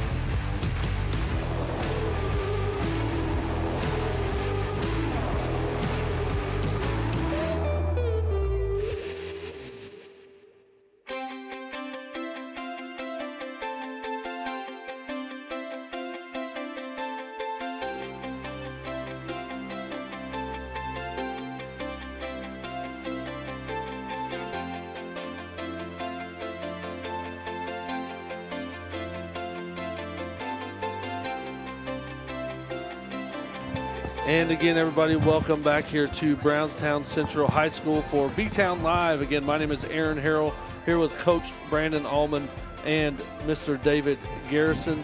And guys, what are your thoughts there on the first half? I thought the Braves did a great job of responding after, 2-possession drive that led to a score right off the bat. The Braves were able to not let that phase them. We drove right down the field and matched their score. We've actually scored 21 unanswered. So just really, really nice job defensively, I thought. I mean, that big fourth and that was a matter of fourth and inches, and to get a stop there, I thought that gave us a lot of momentum. Yeah, I think we expected a good game, and it's still can be, still is, but when you look, I think if you're both coaches, you look at the game, and it's not been very clean. Brownstown's second score was aided by the fact that we fumbled and North Harrison recovered it, but for them they had a personal foul that gave us the ball back. So if you're them, you're thinking, man, we should only probably be down 7-14. And if you're Brownstown, you're probably thinking, yeah, we've had some moments to move the ball, but we've had penalties or fumbles that have really stalled the drive. So either way, points to look at and improve upon, but I expect a much cleaner second half. Yeah, definitely. I mean, I think I'm setting the tone, those type of things, and we really have a chance to do that coming out here in the third quarter. We get the ball here to start. I think we can really take the wind out of their sails, so to speak. I hate to use that pun analogy a little bit, but we drive down, take 5-6 minutes off the clock and score. Really put them behind the 8 ball.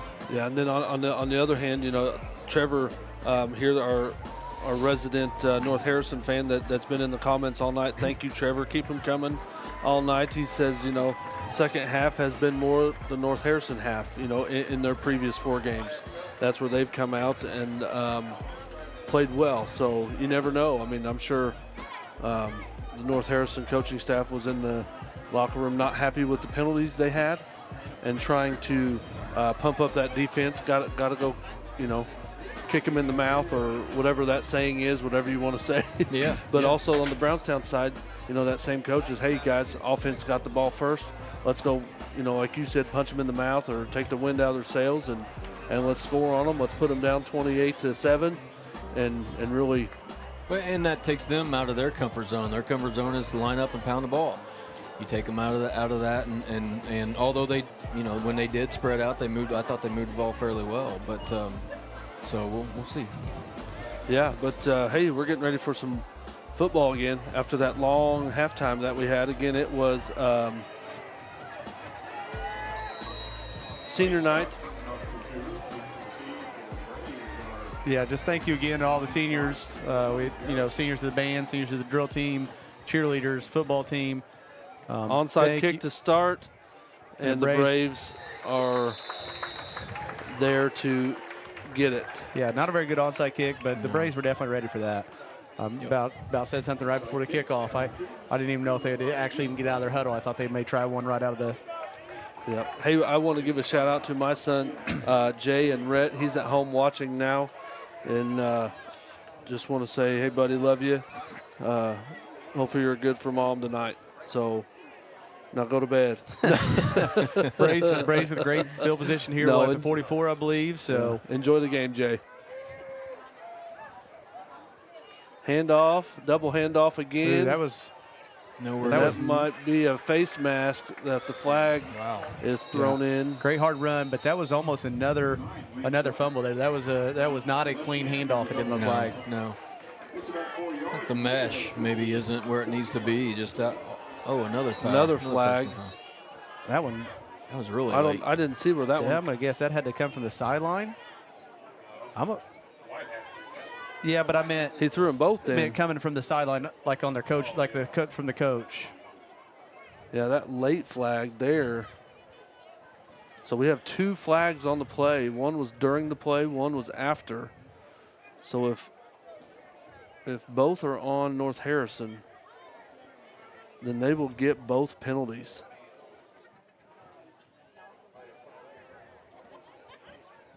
So the first was a face mask. Is that determined? Yep, face mask. Just a 5-yarder. Oh, sideline warning. Sideline warning. I thought that one had to come from the coach as late as it was, and he did not look happy. So it wasn't a personal foul face mask. No, just a 5-yarder. Yeah, just a 5-yarder. So second and 2.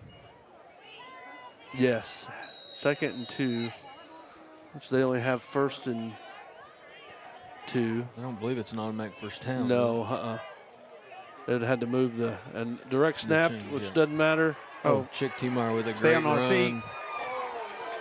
Just carrying people.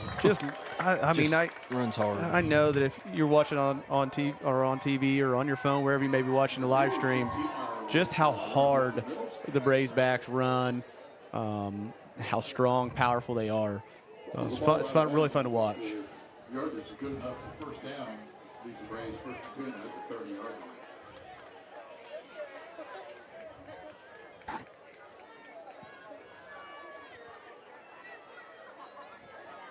Once again, just a really big drive here. Be able to go down, punch us in. Really, nice spin move, another face flag. mask, or another flag. Sorry, yeah, about said face mask, and another flag. So 2 flags down. Certainly nothing's been cleaned up. No. from the first half. So the first flag is on the 30. Second flag is on the 20 or so. So we'll have to figure out what's. There's laundry coming in from everywhere. everywhere. Yeah. I guess it's a hold initially, and then I don't know what the second one would be. Yeah, the second one was almost after the play was out of bounds. It was thrown. So maybe he couldn't find it and threw it out just late. I don't know. So we've got a block in the back. back. That one's declined. Holding on the offense. So 2. Yeah. So 2 penalties against the Braves. This is just what we didn't need. This is kind of what hurt us just a little bit ago when we made that drive. So that'll be a 1st and 20. First down. 1st and 19.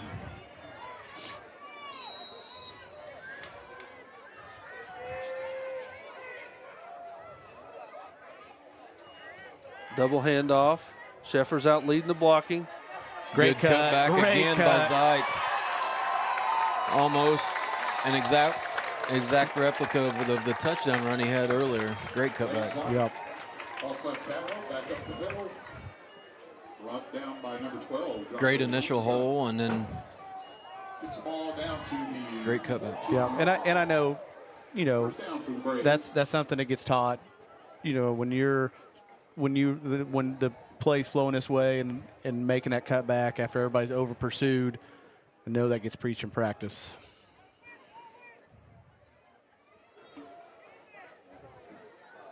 Handoff up the middle, nice cut. He's in. He is going to score a in for the touchdown. Lane touchdown. Zyke. Hard running, man. Touchdown, 14 yards out. Great game for senior night for him Yeah, as well. it sure you know. is. You know, and I just had that kid in class, had him as a TA. Just nobody. I don't know if anybody outworks that kid. He goes 100, even though it's not possible, 110% everything he does. Yep. Somebody taught him that that cutback. Ritter taught him that cutback. Kick is up and that's no no good. good. Yeah, no good. It'll be interesting to see here what if North Harrison can respond and kind of get back into the game. Hey, Ritter also.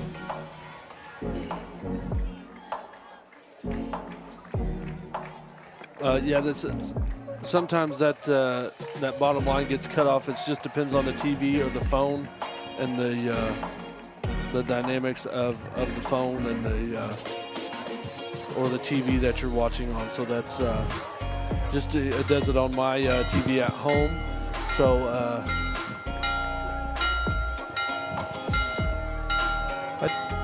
When the bell is being rung. No, a huge shout out here again. Kind of laughed. They said they tried to type in the chat again, but didn't have any luck. So Friday Night Lights, IU Health Edition for Peggy Heyman and Minnie Saul tonight. They, I know, are just beyond thankful that they're able to watch the game while she's receiving her cancer treatment. So, I mean, that is exactly why we do this. We love to do this, to just for those, just to be able to show fans, friends, family who may not be able to make it, to have an opportunity to still watch. So thank you guys for watching. And we are definitely all praying for you, Peggy. And praying for a speedy recovery and Nice return. Nice return. Yeah, he's going to get it out to about the 34, 35-yard line.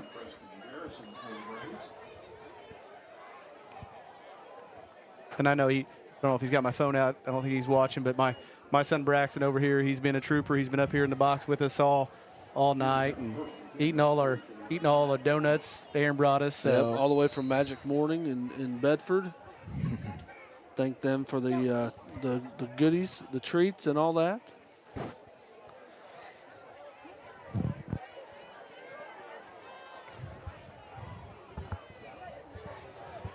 Really important possession here, drive for North Harrison. Nice cut. And a great start to the drive. But it really, they need a big time response here, I think. Yeah, they need a score right here to feel like the game's not out of hand. Yeah. And a good little 7-yard run helps your good start. attitude. Mm-hmm.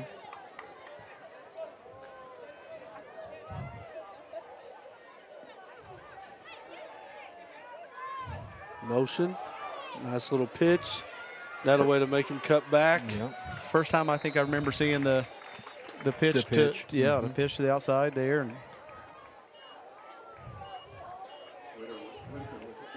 So it looks like about 3rd and 1.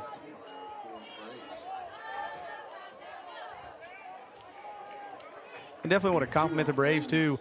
Little adversity on the last possession, had those penalties, got backed up, and also a nice response there from them. So.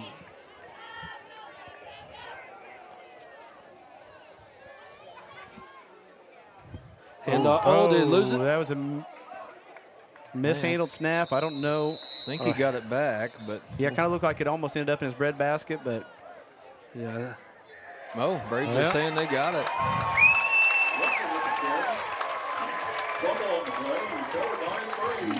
Brannaman, senior Ryan Brannaman.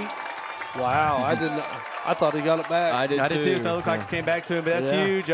I know Daryl, I think it was the first night, his brother Daryl, who's in the armed forces. You know, this is his first game. He's got to come. Daryl's here tonight. He saw me before. Made sure to stop in before the game. So thank you for his service. He's on a crew that has to be on call all the time. If anything happens around the world, they have to be there in 72 hours. So only 10%, at least. Oh, nice cut. Oh, my, great run. Oh, wow. He's still on his feet.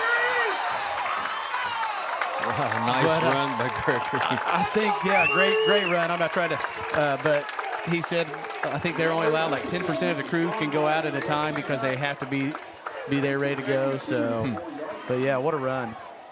Yeah, back to the punishment run, similar to what we saw earlier with Kelly. That Gregory lowers the shoulder and. Yeah, I think that kid was low, had his head down, and I think he hit Hutchison's thigh pad and just went backwards. Yep. So first is he on the 4? Yeah, it looks like he's on the 4. So first and goal from the 4.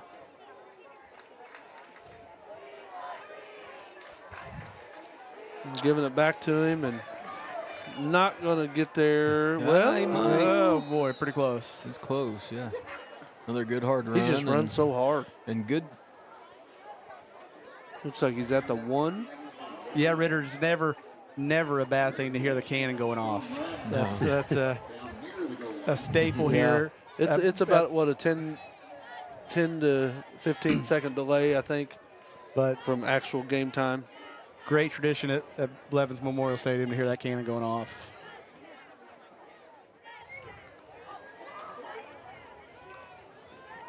Wouldn't be surprised to even see a direct snap back to Chick T-Meyer here. No.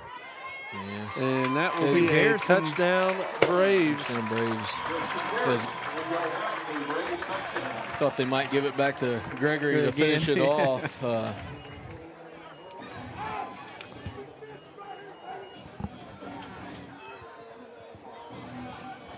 Guess you don't want to maybe go back to the well too many times in a row. But I mean, that's I think something that Coach May usually does a really nice job of mixing it up. Yeah, well, and giving it to a guy that gets you there and let it get in, kind of like he did Zyke a minute ago. And good. I do think no good again. Wow. But I think he tried to do the same thing with Hutchinson, that big run, tried to give it back to him to give him a chance to get in, and then had to go somewhere else. Yeah, and again, Brownstown takes a 33-7 lead here with 8.5 to go in the third quarter, and he said on that one it was about a 14-second delay. So he thinks he needs a refresh. Yeah. Well, there's a lot happening behind the scenes, so it's got to go somewhere, and it's got to go somewhere else. Then it's got to go to you. So it's way over my head. I know that. Mine too. But again, just want to say thank you to everybody for tuning in tonight. If you can, hit that subscribe button.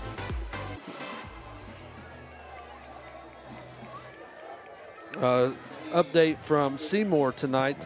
Owls starts the third quarter with a touchdown, so they lead the Stars of Bedford North Lawrence 21-14 there in the third quarter. Dave, I know we got a couple seconds here. How'd the Lady Saints fare tonight in the 8th grade volleyball at LIT? They lost their first match with White Creek. White Creek, right? And then won the second one against Holy Cross. So. And I know White Creek has they have a pretty decent team. I know they're well coached and a good team. They got I would think, a shot to win it this year. And I know just basketball-wise, they have a stud. I think she's a 7th grade basketball player for them. That's really, really good. 8th grade now. Is she 8th grade? Yeah, she is good.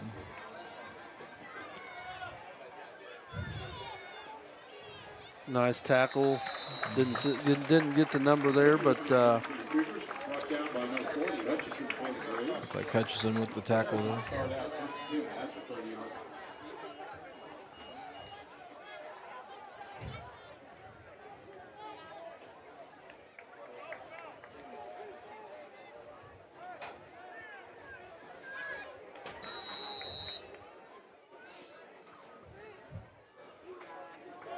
yeah, for North Harrison, this is a you got to have a long drive here and come away with points. Yeah, you have. Yeah, you have to get points. Nice cut. Another Low, nice cut. Yeah, made Engel miss. Great long play. Good start.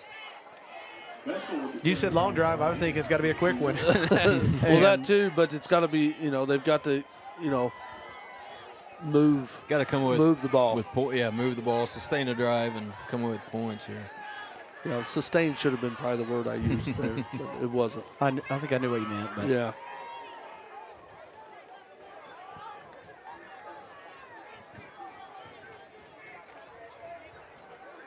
But once again, this is just where your style play, when you get behind, it's just killer. Yeah, this is where you got to put the ball in the air probably. I mean, nice little step. Great hit nice there hit. by Jack Pace. 28. And Yeah, 14, yeah, Pace and Kelly. I think Whitaker with the run off. Garrison slowed him down, tripped him up. Kelly come in and wrapped his legs up, and Pace took out the upper half. Fished him off. Yeah, I mean, that's what that first guy's supposed to do, make him turn upfield, not let him get outside.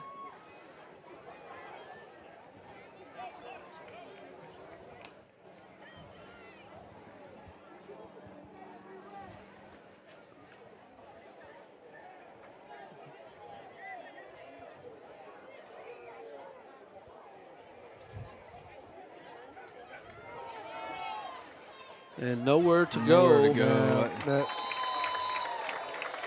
Absolutely no space. Just, again, we talked about it a little bit last week, but since that first drive, the Brownstown defensive line has just owned the offensive line of the Cougars. Yeah, Brandeman, Jones, Joe Roberts, And Hutchinson. and Hutchison. Yeah, Isaac Hutchison.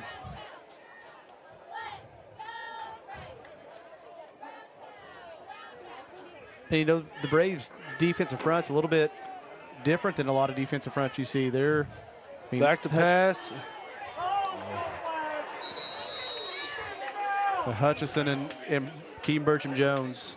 Just I can't say it enough. Like seeing Keaton Bertram Jones out there, he is just creating havoc. But our defensive front, they're not. I mean, Isaac Hutchison is a big guy, but And Joe's big. Joe's a good-sized kid. but athletic and Yeah, can our, move. our They're- ends are very extremely athletic. yeah, extremely athletic. Those guys can eat up 2 blocks, and now it's one-on-one with the ends, and it really helps their job and the middle linebacker's job just by having those 2 bigger bodies in the middle. Timeout, North Harrison. Timeout, North Harrison. 6:30 remaining in the third quarter. Hey, we'll take a timeout with them. We'll be right back. Acquired by Damon Bailey and Randy Hawkins in 2011, Resource Services is your one-stop shop for anything from janitorial to food service supplies. Resource Services specializes in K-12 education. We are the preferred vendor for the Indiana-approved shopping cooperative. We offer name brands with competitive pricing.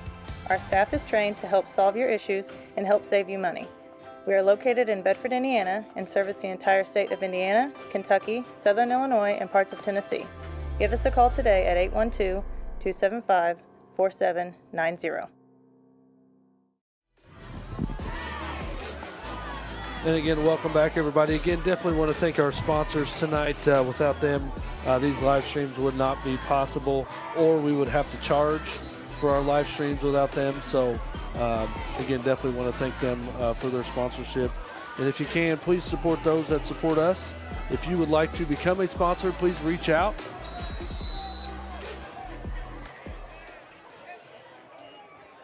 Back to pass. There's their route they practice a ton.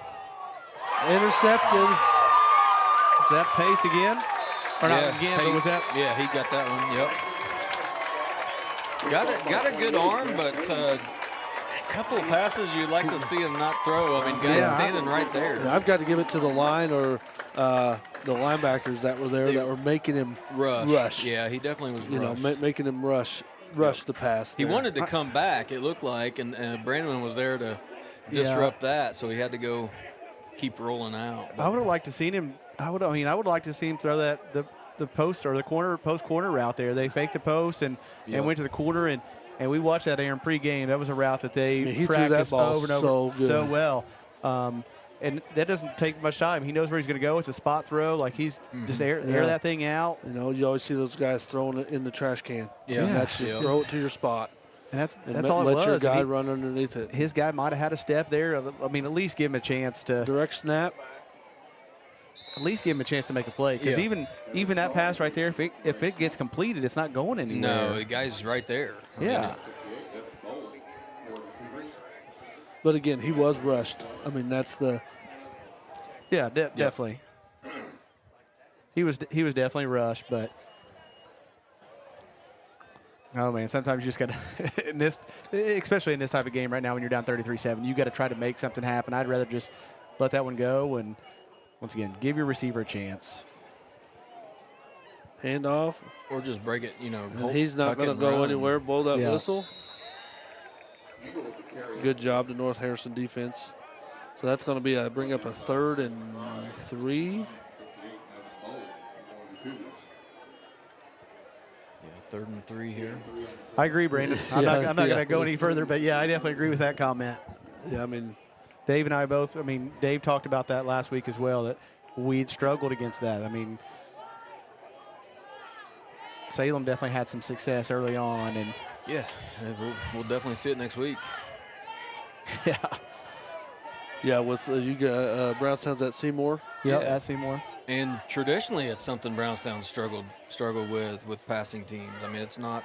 And that's going to be close to a first down. Looks like they're going to give it to him here. Yeah, and I think that is partially the way our DBs line. We usually have a deeper alignment, 7 yards off, somewhere in there. We don't practice it much, yeah. I mean, our conference is this. Yeah, typically. I was going to say, we don't normally see it. We don't need to, yeah. You know, that slant, though, is so hard to throw. I mean, I don't know how often you threw that ball. We didn't throw a slant a whole lot. We threw the 12-yard comeback, or come back, or we send the slot deep and he even let it go. It's just so fast that it's just a hard. Now being the shotgun, you know, back when after this play, nice defense there. Back when we played, we didn't run the shotgun very often. Yeah, we never everything. did. We never did. Everything was under the center. Yep. You know, now it might be a little easier because you got you're already 5 yards. You can see everything in front of you. It is Your back's not. it's so much easier. Of course, we're always faking to a slot, so the quarterback turns anyway, but not necessarily on a direct pass snap or a pass. You know, direct snap pass. You can go ahead and get it out there. Yeah, but that shotgun, you know, you're automatic. You don't have to worry about your footwork. You don't have to worry about the. Yeah, it's just so easier to read the defense. So much easier to read the defense, I think.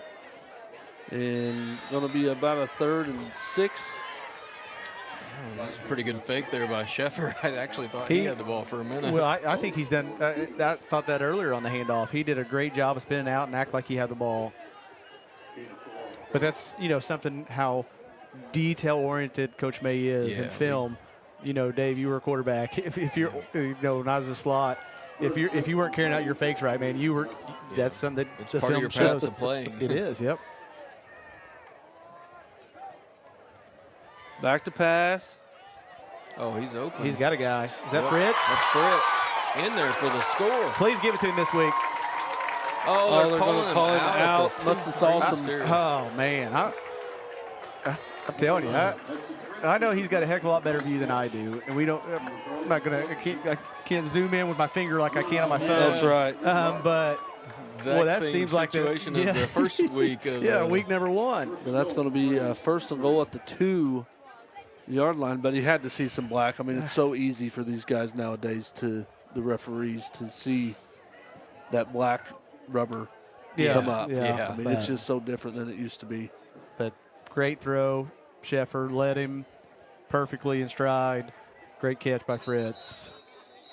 And I thought it was Rob. This is like the one time I definitely anti instant replay, but that's one time I'd love to see instant replay come in right there. And we have a timeout, Brownstown. Or even anti the big white strip, on the outside. That's right. Go back to just the line. Maybe that makes that a little tougher to see. Yeah, I'm sure back in the day when it was dirt, that line might be a little crooked. But again, grass missing. That's right. That. Yeah, but no, Ritter said we were under center 50-50 run pass back when he played. So yeah, that was before. Yeah, that was before our Rutger time. But that was of course would have been toward the beginning years, I believe, if I'm not too mistaken, of Coach May's early seasons, and they did throw quite a bit there the first few years. Yep. And Coach May adapted and just slowly evolved. Yeah, even this offense is quite a bit different than what we were. Yeah,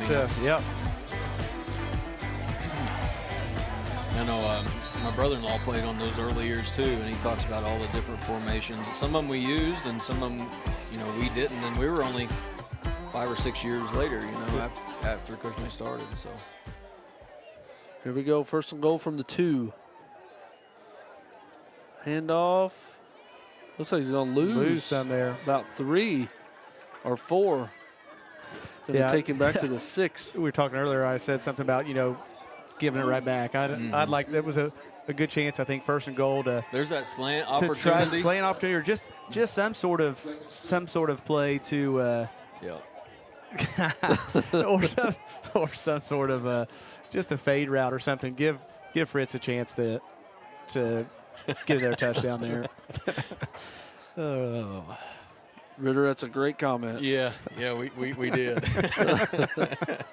Oh, and he's not going to go. Looks like he might lose another yard, so it's going to be 3rd and goal from the 7. Well, but what's everybody going to pick on the short guys? I know. I played quarterback. Easy target. It's all right. I'm not. Hey, all the more reason we should have been in the shotgun. That's exactly right. That's right. That's exactly right.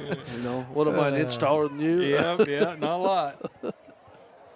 But also want to give a shout out to Will Hubbard, the Brownstown IT guru here that has helped us so much with little step. Another interception. That's going to probably go to. Great cut. Yeah. Great cut. Good job by Fritz there to make sure he goes out, but just an ill-advised throw, I think. It's designed for him to fake run and throw, but just wasn't there. The good read by North Harrison. I think that's a play they've probably seen on film. Yeah, good read, good interception, and great return.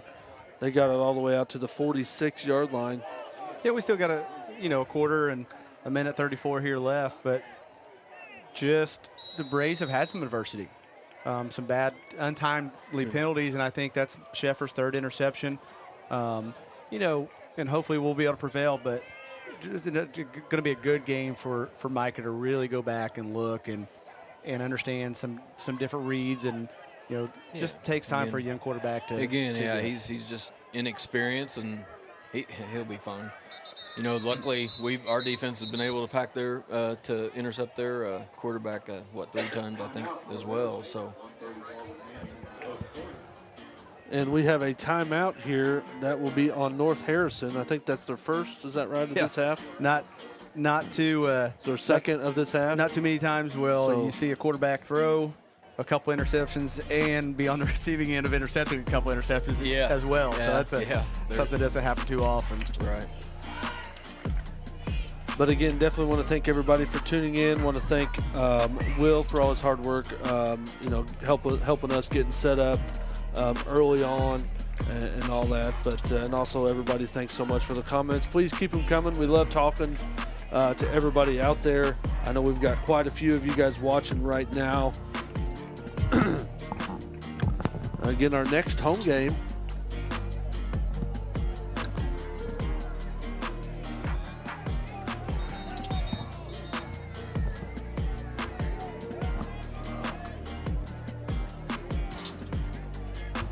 All right, we're back at it. Again, North Harrison football after the. Nice read by, that's probably incomplete unless Yeah, he that's threw it going to be behind an the line. incomplete. That's the. Great read by Great Eagle. read. Yeah. Hopefully he Angle. is okay. Yeah. Those are the dangerous plays of football, and he will walk off. Yeah. He will want to set out the next play for sure. And probably make a recommendation to never throw it high like that again. Yeah. Yeah. Of course, he's a quarterback too, so he knows that's not always so easy. Yeah. Had to get that one out fast. It was more of like a wide out screen Yeah. Yeah. Yeah. type play. I love that, though. Those are the type of plays that are so hard to defend. It was a great read, great coverage, and the line wasn't out there to block quick enough. Like, just a really tough, but it's one of those bang place. And if you can, something you see a lot more in the NFL nowadays. Just giving your playmakers a chance to make some plays. Yeah, putting the ball in their hands. I mean, that's something that you always want to do. Yeah, trying to get them in space and. Being a former defensive back corner, that's the hardest time to make plays when it's one-on-one in space, and the guy with the ball most generally is successful. Yep.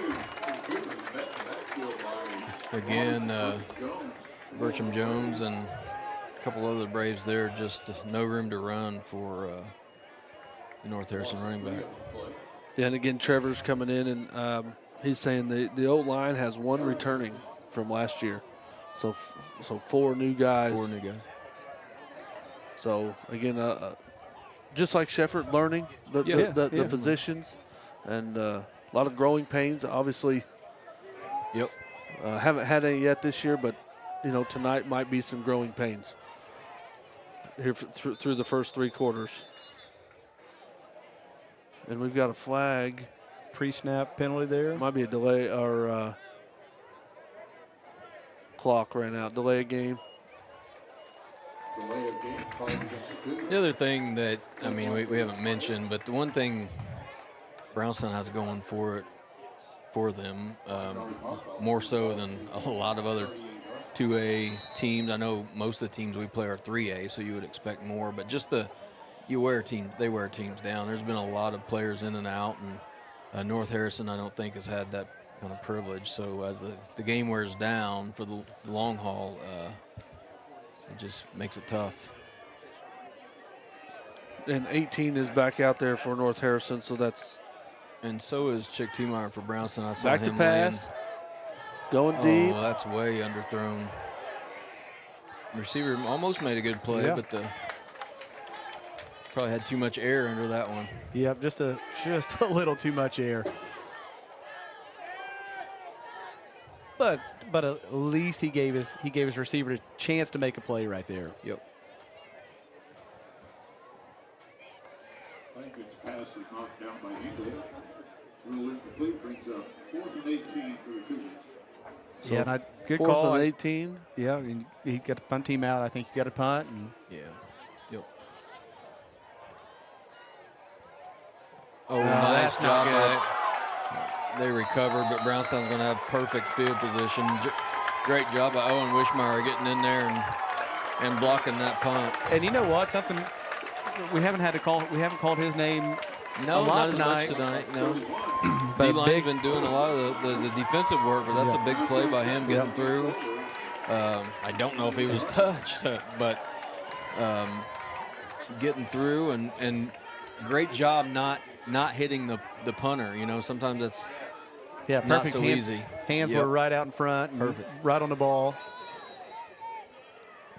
I know Coach May preaches winning all 3 areas, offense, defense, and special teams. And, if you win 3 out of 3, you're definitely most likely going to come away with a win. And Yep. I feel like, at least as of right now. Oh, and Chick's gonna score this. Another touchdown on the As of right direct now, snap. the Braves have definitely won in every facet. Yeah. In a convincing fashion as well. And hence the score right now, 39-7. Dave, you've seen every game. I think I've seen now 4 out of the 5. But this has been by far, even with the 3 turnovers, I think just we talked about last week, really the offense and defensive line just dominating. It's been a lot of the same. Yeah. Just we've won up front, and that's allowed us to. Yep. And you know, this is. I don't think this is at the time. I think the Charlestown game was the best game we had played.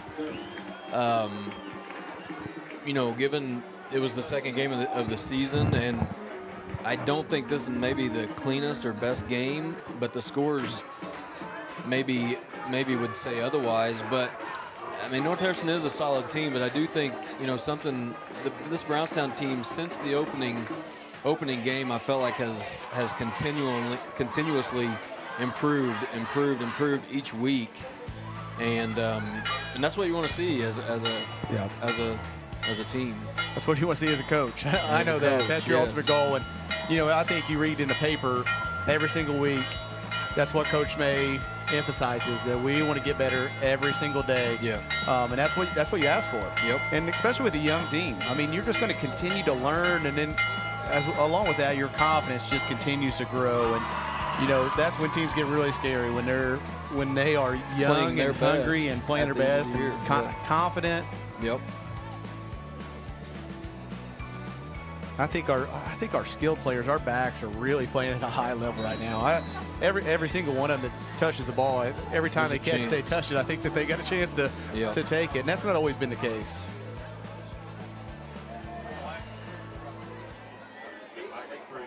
And really allows Coach May and, you know, the offense coordinator to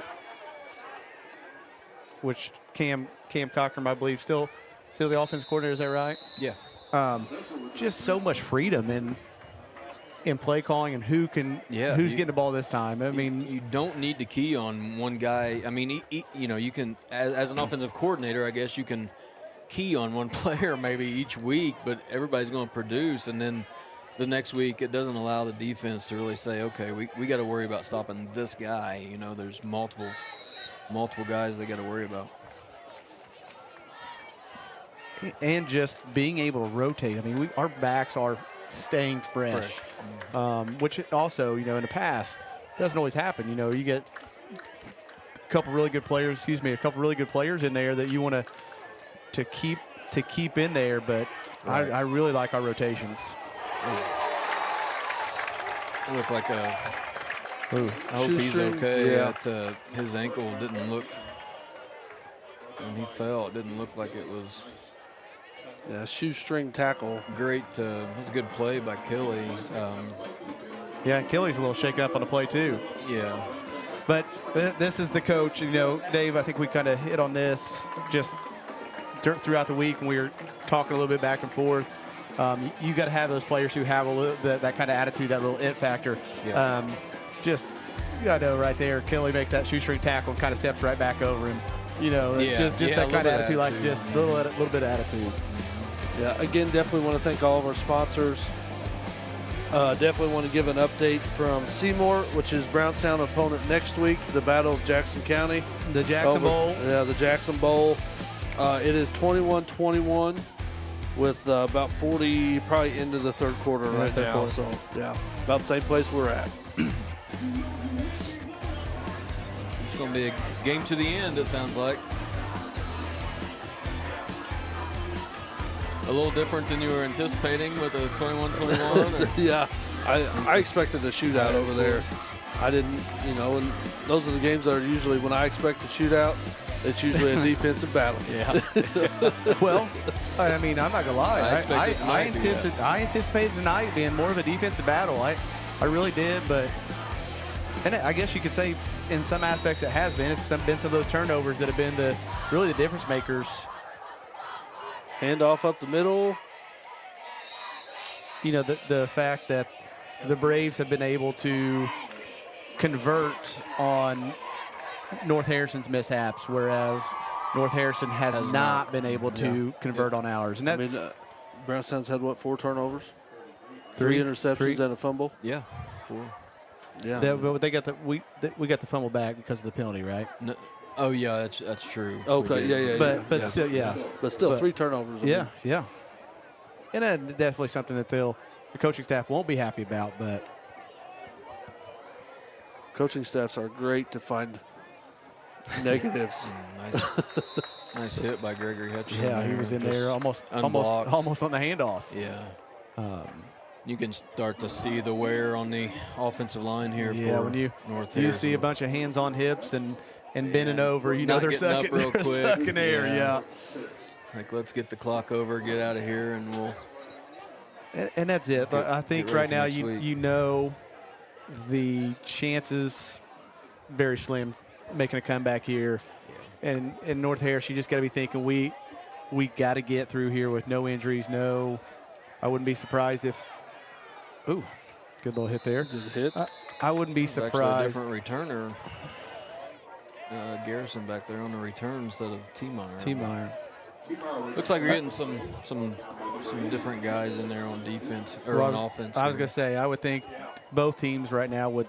I mean, I still see the quarterback still in here. No, they're all. It was some reason I was thinking we were on D, even though we just. But I saw some different guys going in, but no. Laughing, Aaron showing a picture of his son. It was pretty cool picture. Looks like they got the wrestling ring set up, and yeah, they're watching the game. That's what they're watching. They're sitting on the floor with their. Probably trying to imitate some tackles going on or some jukes for touchdowns. Another direct snap. It's been really effective for the Braves tonight. I don't know. I mean, good. It's just good coaching and scouting, whatever you want to call it. I mean, that middle, we've been running there all night long, and yeah, they have not had much of an answer for us. You would think they'd move their ends in and then just go ahead and bring their safeties down, but I think they're afraid of Brownstown's speed on the outside, Well, or the deep vertical pass.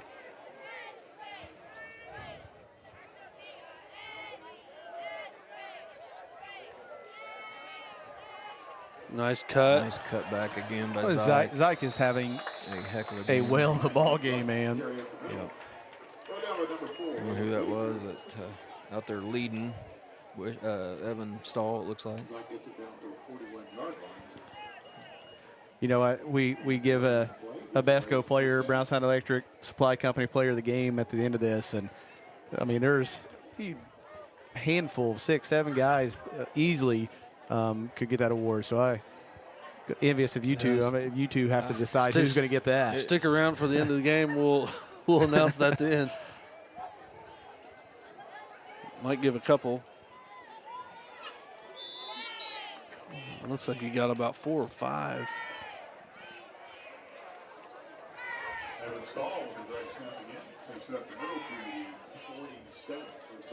But once again, just really surprised right now at the score, 40-7, us moving the ball down the field with another good chance to score again. But just kind of looking at scores, comparing scores, which I know as a coach that's not always the easiest thing to do. But a lot of time to me in football, it can happen or be a little bit easier than it is in other sports. But we had comparative games with both Salem and scores against Salem for both opponents, for both teams. I think both teams beat it. Yeah, similar. And you're going to have a block or a hold here. And Charlestown right there, you know, all really close. I think it goes back to you look at I don't know, but about North Harrison's situation, but Brownstown, you know, they were out. Starters were out at halftime on all those games, so the running clock, it makes it end quick, but then kind of going back to the fact that I think they just have continued to improve. It'd be interesting to play. I mean, I don't want to, but if they played Charlestown again, it'd be interesting to see what that score was, because really there were three big plays there, and Charleston probably should have only had about 7 points in that game, but big plays count, and the Braves have, outside of the first run tonight, have somewhat minimized those as the season has gone on. Hand off and just nowhere to go there. No gain. And same thing for the Braves. I just, you know, at this point in the game, you know, you got to finish this off. And as a coach, I'm always nervous when it comes into games with leads and when do you sub, and you know, you don't want to sub too early and give any team momentum, but you just don't want to see anybody get injured right here. I mean, just one freak play Yeah, I think, it's only 5th game. I think if this was game 7, I think you'd probably see some different players out there. But And the fact that, that it probably, once again, the game for the conference right here. So you want to make sure that you make a statement and don't let anything slip away. I think the Braves got away with a little block in the back there. Maybe.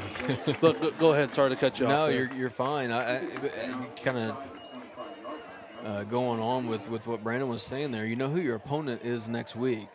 Arguably, yes, this is for conference, but make no mistake, next week is probably the biggest game of the year for Brownstown outside of any kind of tournament play.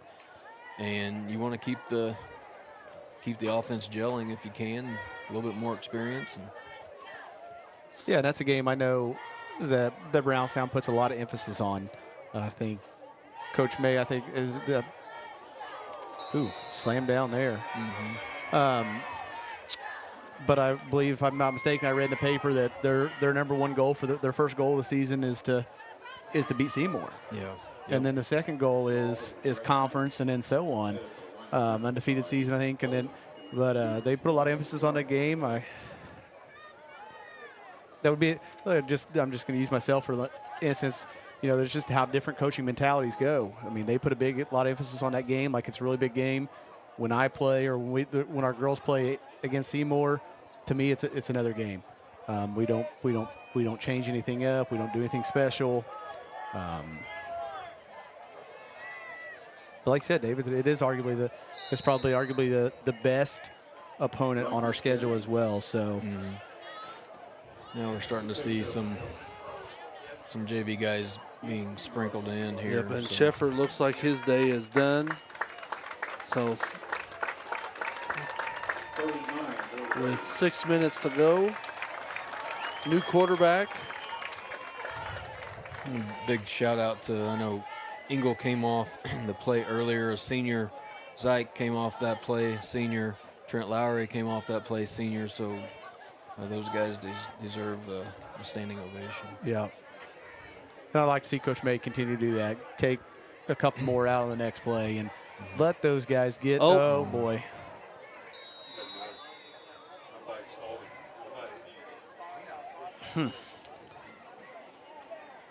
Well, definitely something you're not going to be happy about as a coach, but No. I don't know if Brannaman wasn't ready or if the center snapped it. Yeah, I don't know. Not on the right count.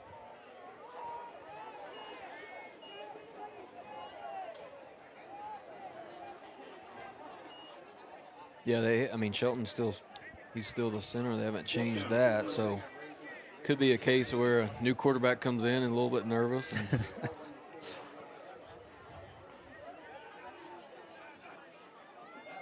Handoff. Oh.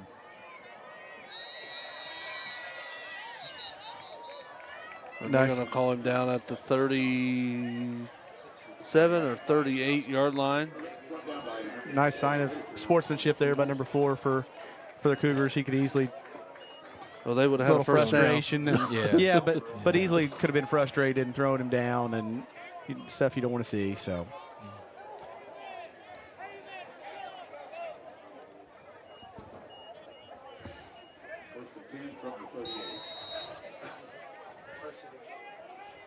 So 1st and 10 on the 38, 4:46 to go in this one.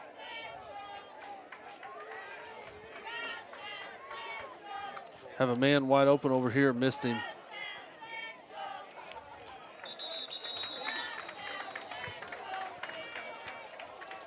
Yeah, Ritter, I definitely agree that defense will be huge next week. Just looking at some of the numbers, Perry for Seymour, their quarterback, is putting up some Mr. Football numbers. His numbers have been pretty crazy to look at, but I don't think they've seen a defensive front as good as Brownstown's front four. Our DBs, our safeties, and some of our dime linebackers are going to have to make some plays, and they have made some plays tonight. What a great ball. I mean, the only person that could have got that one was North Harrison. But Yeah, I mean, and that's 40 40 yards yards, yeah. downfield, but great coverage though by Garrison. Garrison was with him step for step. Sometimes those are the ones that you may want to underthrow just a step. Because we the saw DB one of those last week the on that side. Yep, the DB is running stride for stride. Can't see the ball. You just underthrow. I mean, so hard to defend. But great coverage by Garrison.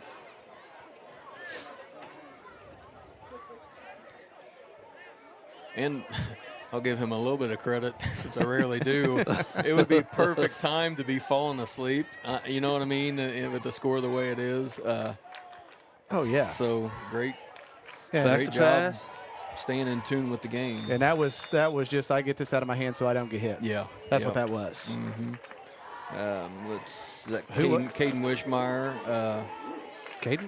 flying through there after him, and great to see. I mean, once again, some of these young guys in Caden Wishmeyer. I know I heard Cam, Coach Cam, telling Tom the other day that Caden just keeps getting better and better. So, And they brought on the punt team. Tell you what, pretty good boot for about a one-step. yeah, Get rid of as quick as possible because there was not a great snap. No, for a him terrible to snap, walk and into. who was it there that I couldn't tell exactly who it was that was putting pressure on him right there? Was it 50, maybe 54? Cameron Markle, possibly? Yeah, I was watching the ball. I didn't see what Braves were coming through, but the last punt was blocked, so I would imagine if they didn't correct it, that middle was wide open. Yeah, update from Seymour tonight, 28-28 with 8.5 to go. Wow. Well, so scoring's picking up a little bit, boys. Yep. Yep.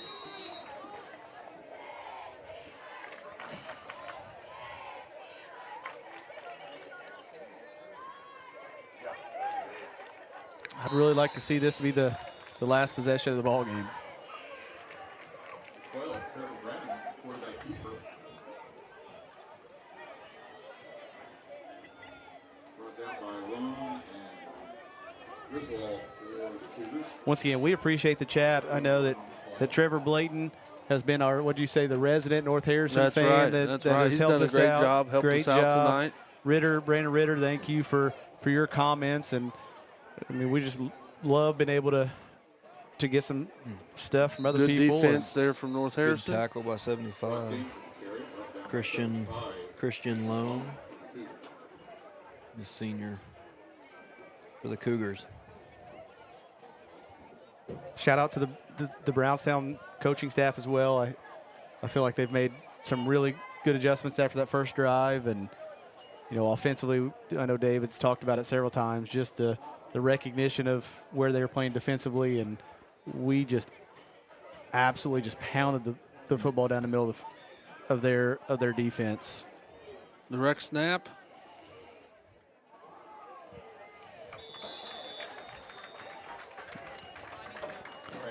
Number 6, Grayson Vague there. Oh, he's this is neat. Coach May's putting all the seniors in. It looks like for Going to be fourth So they down. 11 seniors out there. Is that right? Well, I know Sheffers, he's going to kick this one away. yeah, So he's only a sophomore, but gets down and they can all walk off. So that's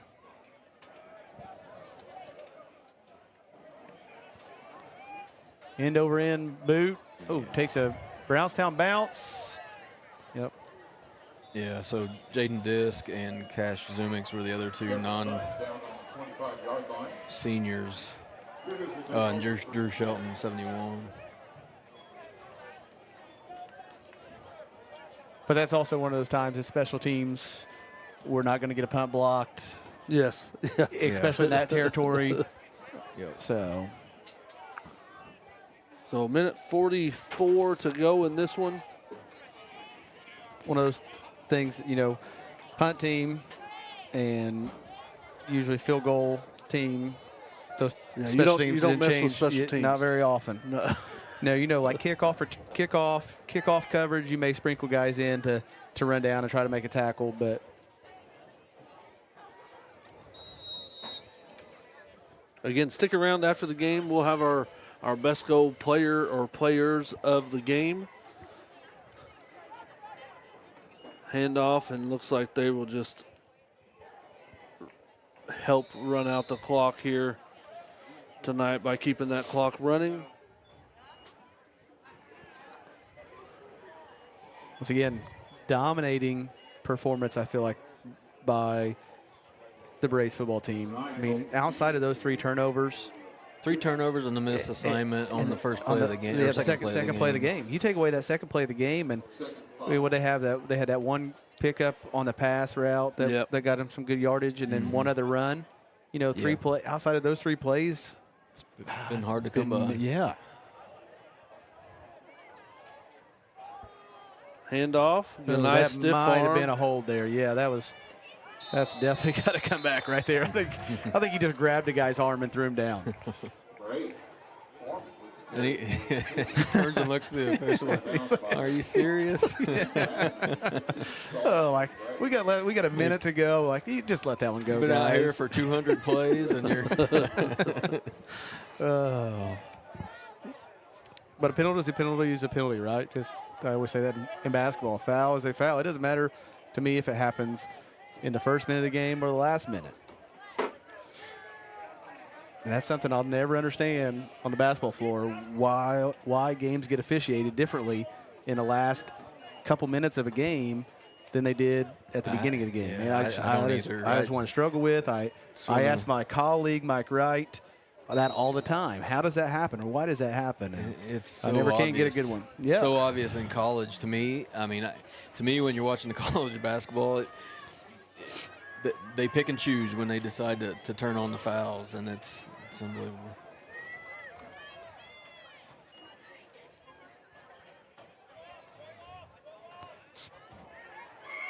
Can we please get a tackle here? Get him out of bounds. There we go. Definitely don't want to see a late touchdown here. But speaking of Mike Wright, I know his crew, his crew was here last week. They had a big game tonight. They were all the way down at Gibson Southern tonight. Oh, wow. Southbridge, Gibson Southern, really big game.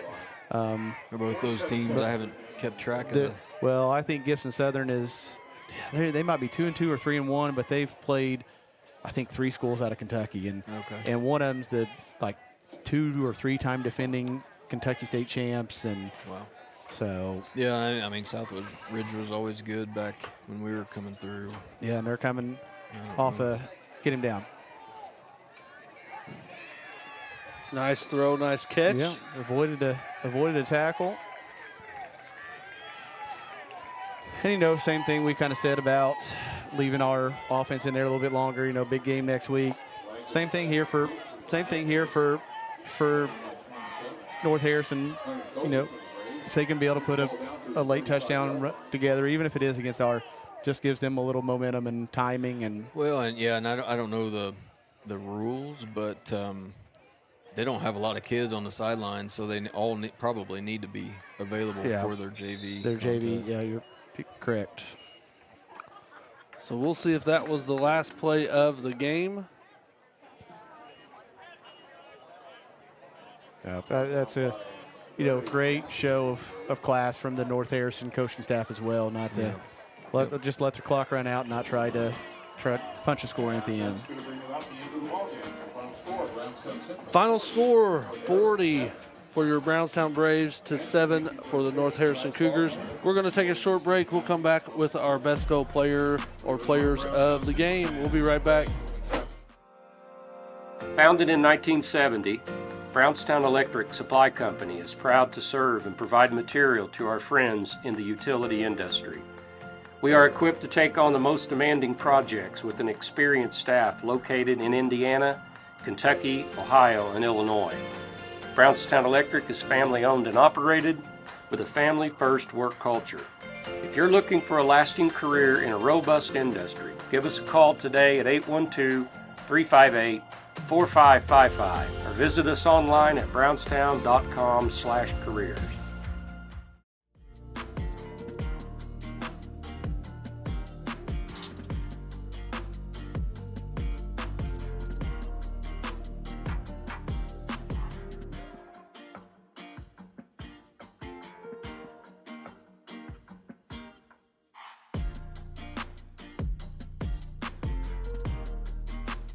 All right, and welcome back here to Blevins Memorial Stadium as Brownstown Central gets the win tonight, 40-7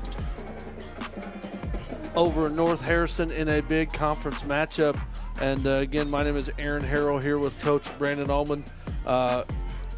Mr. David Garrettson, he headed down to the field to enjoy the win with his son that was out there playing tonight. But Coach, who you got as your best goal player of the game? I know we talked about it could be a group of different players, or a number of different players. But I think Lane Zyke, I thought he set the tone for us offensively the entire game. Several times, great cutbacks. Had another. He also had another long run. I think that was negated. No, that was Preston Garrison. But I think Lane Zyke is my best goal player of the game. Yeah, I would have to agree. I was going to mention defense played great tonight, but yeah, I mean, if we can give it to the whole defense, I wouldn't mind that either, because they were stellar. I mean, an offense that had come in putting up points, and they absolutely got nothing outside of one play. Just defensively as a whole. Yeah, they played great. They did. They made a statement. And against a good team. Against a good team, yeah. And a team that, once again, put points on the board, who'd gotten a ton of yards, and we really limited them, once again, just outside of that second play of the game where it was a long run. But we're going to need that next week. Yeah, we got the Seymour B&L game on the iPad here in front of us. But any final thoughts on this one here before we close it out? Statement win in the conference. It puts us right now as the leader in the conference. Games to play. And that's why you play them. But this is where we want to be. I know that's one of their goals is to win the conference. So, we did that. Now we just got to keep it going. And once again, big game next week against their county rival. Once again, we're going to need that defense to play like that. Come up hopefully with a couple or 2 or 3 more interceptions next week. Right. Yeah, defense got to step up. So it's just one of those deals of. And I think Seymour, I know, they've had their struggles defensively, and I think our offense is going to be fine. We got to be able to find ways to stop them as well. Yep, I would agree. But Coach, thank you for another great stream. Thank you for all your work that you do here for AWH Media and B-Town Live. And again, you guys will be on your own again on the next home game is October 6th. I think our next live stream is September 26th for Brownstown Volleyball. So I believe that's against Seymour. Yeah, that is against Seymour. So show some Jackson County volleyball. And thank you, Aaron. This is awesome. Once again, AWH Media for being able to do this. I've gotten so many compliments about it's so awesome that we have a live stream to watch some games. Once again, guys, subscribe, join. Please reach out if you want to sponsor. Once again, I'm pretty sure basketball sold out. If it's not already. I'm pretty sure the homeboys basketball games are sold out. And the girls basketball games, we always have some room, but we always have good crowds. But that's also another chance, to be able to watch. And once again, Braves volleyball coming up against Seymour, going to be a good one. I'm hoping the Braves come out on top, but same things next week. You want to say anything? No. No? Okay. Do you want to say go Braves? Okay.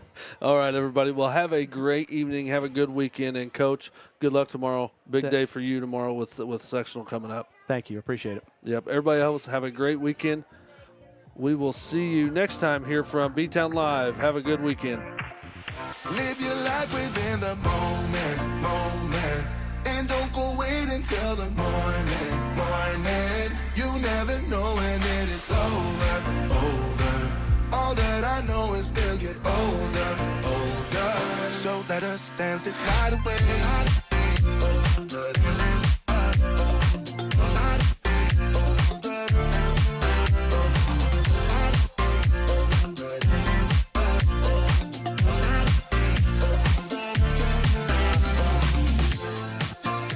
Our bodies move to the groove and the light that flickers. We get lost in the crowd, it's getting thicker. Get away from the drinks and chatter. Haven't said a word, but it doesn't matter. Feel the air get thinner. I'm standing in a blurry dream. No one else can see us. Live your life within the moment, moment. And don't go wait until the morning, morning. You never know when it is over, over. All that I know is we'll get older, older. So let us dance this night away.